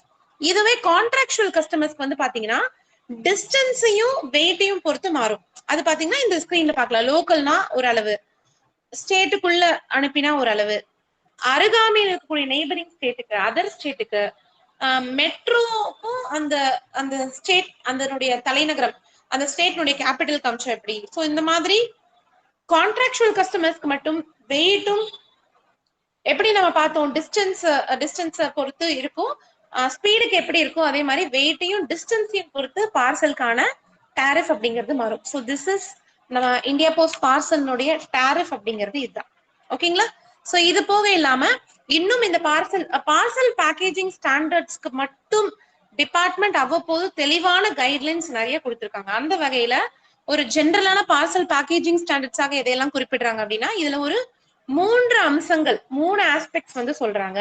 என்னன்னா பார்சல்ல எக்ஸ்டர்னல் பேக்கேஜிங், வெளியில எப்படி பேக் பண்றது, இன்டர்னல் பேக்கேஜிங், உள்ளுக்குள்ள அந்த பார்சலுக்குள்ள இருக்கிற கண்டென்ட்ஸ்க்கு எந்த வித டேமேஜ் இல்லாம உள்ள இன்டர்னலா எப்படி பேக்கேஜ் பண்றது, அண்ட் ஸ்பெஷல் ஹேண்ட்லிங் லேபிள். இது போக இதுல எந்த மாதிரியான பொருட்கள் இருக்கு அப்படின்றத பத்தின குறிப்பை கொண்ட ஒரு லேபிள். சோ இந்த மாதிரி உதாரணத்துக்கு உடையக்கூடிய பொருட்கள் இருந்தால் உடையக்கூடிய பொருட்கள் இருக்கு, அந்த மாதிரி குறிப்புகளோட இருக்கக்கூடிய லேபிள். சோ இது 3 ஆஸ்பெக்டா இதை வந்து பிரிக்கிறாங்க பார்சல் பேக்கேஜிங் அப்படிங்கறது. சோ இதுல முதல்ல எக்ஸ்டர்னல் பேக்கேஜிங் நம்ம என்னென்ன அப்படின்னு பார்க்கலாம். சோ இதுல பாத்தீங்கன்னா ஃபிளையர்ஸ் அப்படின்னு சொல்ல, ஃபிளையர்ஸ்னா நத்திங் பட் இந்த மாதிரி பிளாஸ்டிக் ஃபிளையர்ஸ், இதுதான் பாத்தீங்கன்னா ஃபிளையர்ஸ் அப்படின்னு குறிப்பிடுறாங்க. சோ இது என்னன்னா, இத வந்து கிளிக்காம வேற யாரும் இதுல இருந்து இருக்கக்கூடிய கண்டென்ட்ஸ் யாருமே வெளியில அவ்வளவு எளிதில் எடுத்துட முடியாது. சோ இந்த மாதிரி ஃபிளையர்ஸ் யூஸ் பண்றது, அல்லது வந்து பிஓபிபி டேப்ஸ் இருக்கு அதை யூஸ் பண்றது, பாக்ஸஸ், இந்த மாதிரி எப்படி எல்லாம் பேக் பண்ணலாம்னு சொல்றாங்க. சோ சின்ன சின்ன பார்சல் எல்லாமே வந்து பாத்தீங்க அப்படின்னா டாம்பர் எவிடென்ட், சோ கிழிச்சா கண்டிப்பா கண்டுபிடிச்சிடலாம். அந்த மாதிரி ஒரு பிளாஸ்டிக் இந்த மாதிரி ஃபிளையர் பேக்ஸ்லயோ, ஓகேங்களா, அல்லது ஒரு நான் டியரபிள் பேப்பர் பேக்லயே ரொம்ப ஸ்ட்ராங்கா கிழியாத வண்ணம் இருக்கும். அந்த மாதிரி நிறைய டிஃப்ரெண்ட் சைசஸ்ல இருக்கு. அந்த மாதிரி ஃபிளையர்ஸ் வந்து யூஸ் பண்ணலான்றாங்க. ஓகே, இதெல்லாம் வந்து அதே மாதிரி ப்ராப்பரான நம்மளுடைய டேப்ஸ் யூஸ் பண்ணலாம். இது மட்டும் இல்லாம கார்ட்போர்ட் பாக்ஸஸ், பார்சலுடைய அதனுடைய தன்மை, அதனுடைய வெயிட் எல்லாம் பொறுத்து இந்த மாதிரி எக்ஸ்டர்னல் பேக்கேஜிங்க எப்படி வேண்டுமானாலும் செய்து கொள்ளலாம். அதற்கு உதாரணம் தான் இந்த மாதிரி ஃபிளையர்ஸ் யூஸ் பண்றது, இல்லைன்னா வெயிட்டுக்கு தக்கன இந்த மாதிரி கார்கேட்டட் நம்மளுடைய கார்ட்போர்ட் பாக்ஸஸ் எல்லாமே தாராளமா இதுல வந்து யூஸ் பண்ணிக்கலாம். சோ இது எல்லாமே எதுல வரும், எக்ஸ்டர்னல் பேக்கேஜிங்ல வரும்.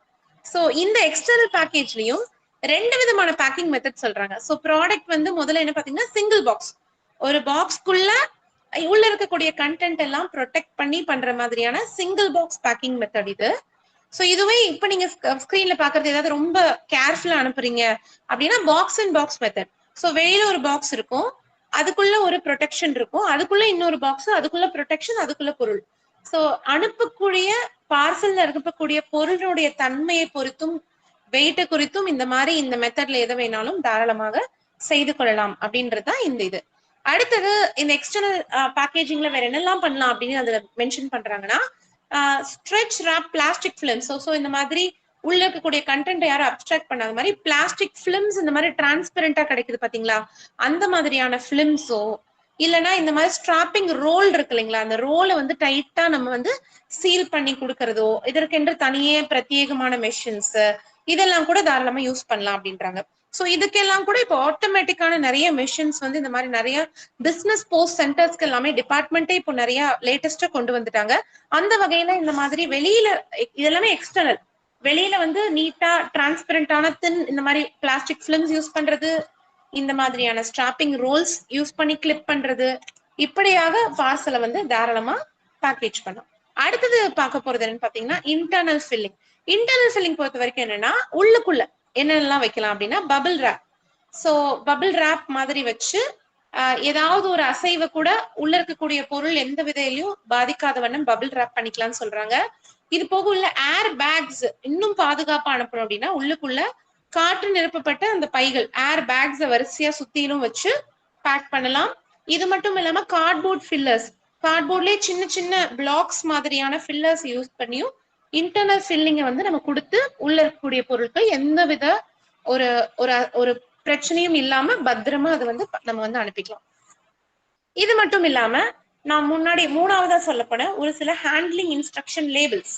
சோ இது வந்து இது எந்த மாதிரி உள்ள பொருட்கள் அனுப்புறோமோ அதுக்கு தக்கன, சோ இது எப்படி ஹேண்டில் பண்ணணும், இதை எப்படி அப்வர்டு தூக்கணுமா, இல்ல எந்த மாதிரி இதை வந்து ஹேண்டில் பண்ணா உள்ள இருக்கிற பொருளுக்கு எதுவும் ஆகாது அப்படின்ற மாதிரியான ஒரு குறிப்போ, அல்லது ஃப்ரெஜைலான உடையக்கூடிய பொருட்கள் அப்படியாவது இருக்கு அப்படின்ற விதமோ, அல்லது இது வந்து ட்ரையா இருக்கணும், இதுல வந்து இருக்க இந்த கண்டென்ட் வந்து எந்த வித இதுவும் இல்லாம ட்ரையா எந்த வித நனையாம வந்து கவர் பண்ணி நீட்டா போகணும் அப்படின்ற மாதிரியான ஸ்பெஷல் இன்ஸ்ட்ரக்ஷன் லேபிள்ஸ் எல்லாம் கொடுத்து ஒரு பார்சலை பக்காவா பேக் பண்ணணும் அப்படின்ற மாதிரி சொல்றேன். ஓகேவா? இது போக இன்னும் ஒரு சில பேக்கேஜிங் ஸ்பெஷல் டைப்ஸுக்கு ஸ்பெஷல் டைப் ஆஃப் பேக்கிங் சொல்றாங்க.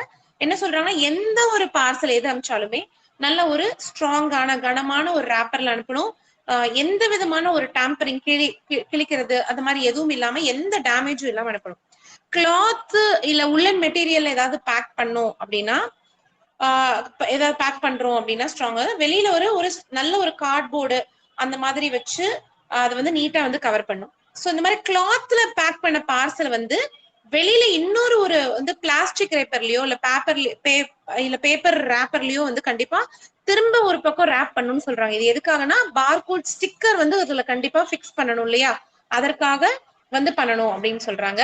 சோ ஜென்ரலி இது போக இல்லாம விலை மதிப்புக்குள்ள தங்க நகை ஆபரணங்கள் ஜுவல்லரிஸ் இதெல்லாம் அனுப்பும் போது ஒரு மெட்டல் கண்டெய்னர், ஏதோ ஒரு உலோகத்தாலான ஒரு கண்டெய்னர்ல வச்சு அது உடன்லயோ இல்ல வேற ஏதாவது ஒரு மெட்டல்லயோ வச்சிருக்கலாம், இல்லைன்னா ஒரு நல்ல ஸ்ட்ராங்கான ஸ்டவுட்டான ஒரு நல்ல கார்ட்போர்ட் பாக்ஸ் இதுல வச்சுதான் கண்டிப்பா பேக் பண்ணி அனுப்பணும்னு சொல்றாங்க.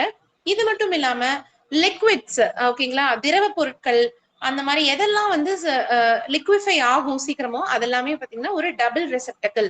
நம்ம இப்போ பார்த்தோம் இல்லையா அதுக்கு முன்னாடி பார்சல்ல பாக்ஸ் இன் பாக்ஸ் மெத்தட், அது மாதிரி டபுள் ரெசெப்டக்கிள். வெளியில ஒரு ஒரு ஒரு செட்டப் இருக்கும், பாக்ஸ் இருக்கும், அதுக்குள்ள இன்னொரு ஒரு பாக்ஸ் இருக்கும், அதுக்குள்ளதான் அந்த பொருள் இருக்கும்.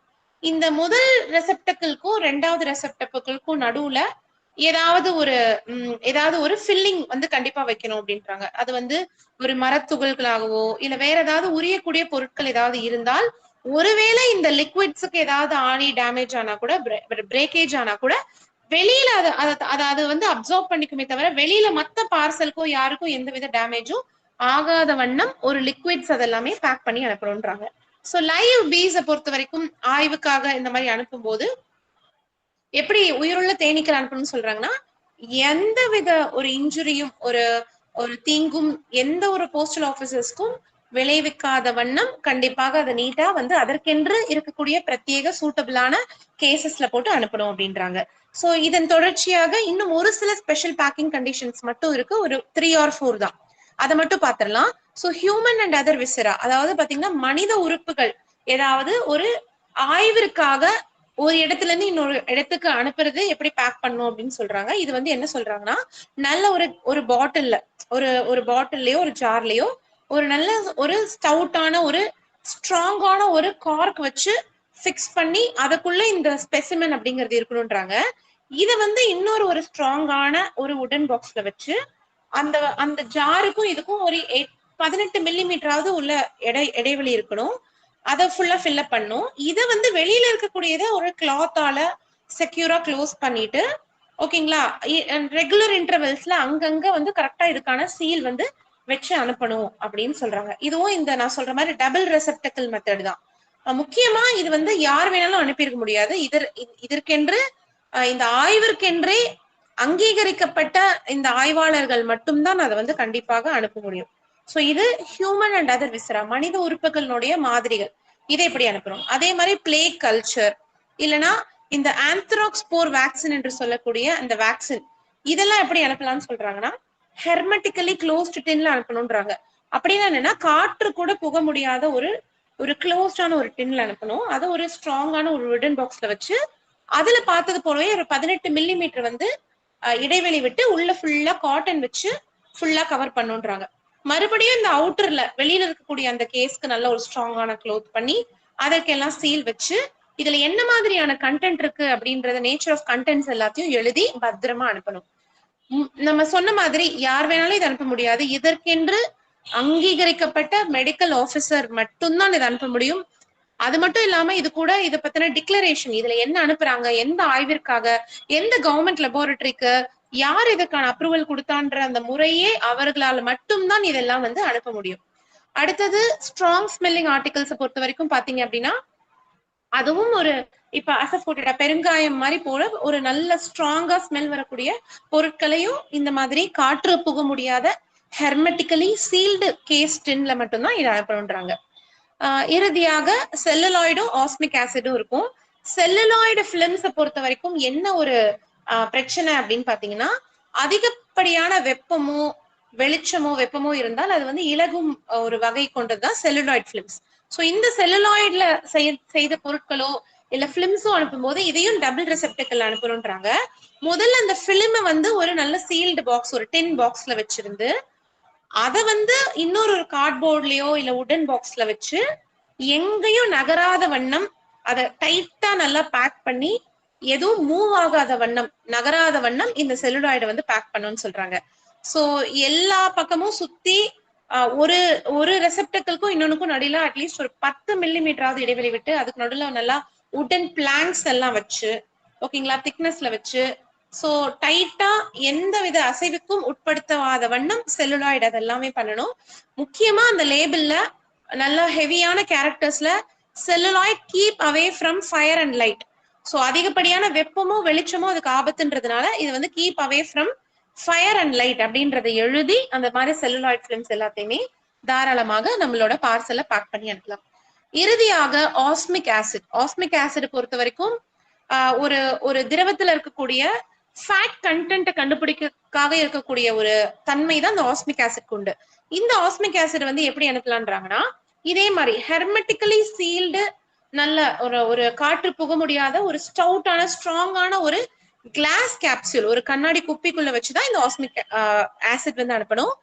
சோ இத வந்து என்ன பண்றோம் அப்படின்னா, ஒரு பாக்ஸ்ல வைக்கிறோம், அது முழுக்க மணலால நிரப்பப்பட்டிருக்கணும். சோ எப்படி பார்த்தாலும் அந்த கிளாஸ் கேப்சூலுக்கும் வெளியில இருக்கக்கூடிய அந்த கண்டெய்னருக்கும் 4 சென்டிமீட்டர் வந்து இடைவெளி இருக்கணும் அப்படின்றாங்க. சோ இத தெளிவாக வெளியில வந்து osmic acid dangerous to handle அப்படின்ற மாதிரி தெளிவாக எழுதிதான் இதை வந்து அனுப்பணும். அண்ட் முன்கூட்டியே சொன்ன மாதிரி அத ஒரு அந்த அந்த அந்த கிளாஸ் கேப்சூல ஒரு பாக்ஸ்குள்ள வைக்கிறோம், அதுக்கு வெளியில இன்னொரு உடன் பாக்ஸ் இருக்கும் இல்லையா, அந்த ரெண்டாவது பாக்ஸ் முதல் பாக்ஸ்க்கும் ரெண்டாவது பாக்ஸ்க்கும் இருக்கக்கூடிய அந்த லேயர்ல ஒரு 2.5 சென்டிமீட்டராவது கேப் இருக்கணும்ன்றாங்க. அதுவும் முழுக்க முழுக்க ஒரு காட்டன் உள்ளால வந்து நிரப்பப்பட்டிருக்கணும். சோ அவ்வளவு செக்யூரா தான் இந்த ஆஸ்மிக் ஆசிட் அப்படின்றது நம்ம அனுப்புறோம். இவ்வளவு கவனமாக ஒரு டபுள் ரெசெப்டக்கிள்ல அனுப்பினா கூட இந்த ஆஸ்மிக் ஆசிட் அனுப்புவதற்கென்று ஒரு வரையறை, ஒரு அளவுகோல் வச்சிருக்காங்க. அது என்ன அப்படின்னா, நீங்க அனுப்பக்கூடிய ஆஸ்மிக் ஆசிட் அப்படிங்கிறது 2 கிராமுக்கு மேல இருக்கக்கூடாது. அண்ட் ஒரு கேப்சூலுக்கு மேல ஒரு பார்சல்ல வச்சு அனுப்பக்கூடாது. சோ இதுதான் ஆஸ்மிக் ஆசிட நம்ம எப்படி பேக் பண்ணி அனுப்பணுன்றதுக்கான வரையறைகள். ஓகேங்களா? சோ இது வந்து பேக்கிங் ப்ரொசீஜர். சரிங்களா? இதுக்கு அடுத்து நம்ம வந்து universal postal service, on postal service, இது எல்லாமே 1 by 1 நம்ம இருக்கு. பட் இதை வந்து நம்மளுடைய அடுத்த ஞாயிற்றுக்கிழமையில நம்மளுடைய கிளாஸ்ல வந்து நம்ம கண்டினியூ பண்ணலாம். சோ இப்போதைக்கு நம்ம இன்னையோட வகுப்பை வந்து இதோட நம்ம வைண்ட் அப் பண்ணிக்கலாம். சோ எல்லாரும் இவ்வளவு தூரம் பேஷண்டா இருந்து கிளாஸ் அட்டென்ட் பண்ண உங்க அனைவருக்கும் நன்றி. ஏதாவது டவுட்ஸ் இருந்ததுன்னா குரூப்ல நீங்க போஸ்ட் பண்ணுங்க. ஒரு சண்டே கிளாஸ்ல கூட நீங்க லெஷரா நீங்க கேளுங்க, நம்ம எல்லாமே கிளாரிஃபை பண்ணிக்கலாம். So thank you all, thank you so very much. இன்றைய வகுப்பை வந்து நம்ம இதோட வந்து நம்ம வைண்ட் அப் பண்ணிக்கலாம். சரிங்களா? Thank you madam, thank you very much, thank you.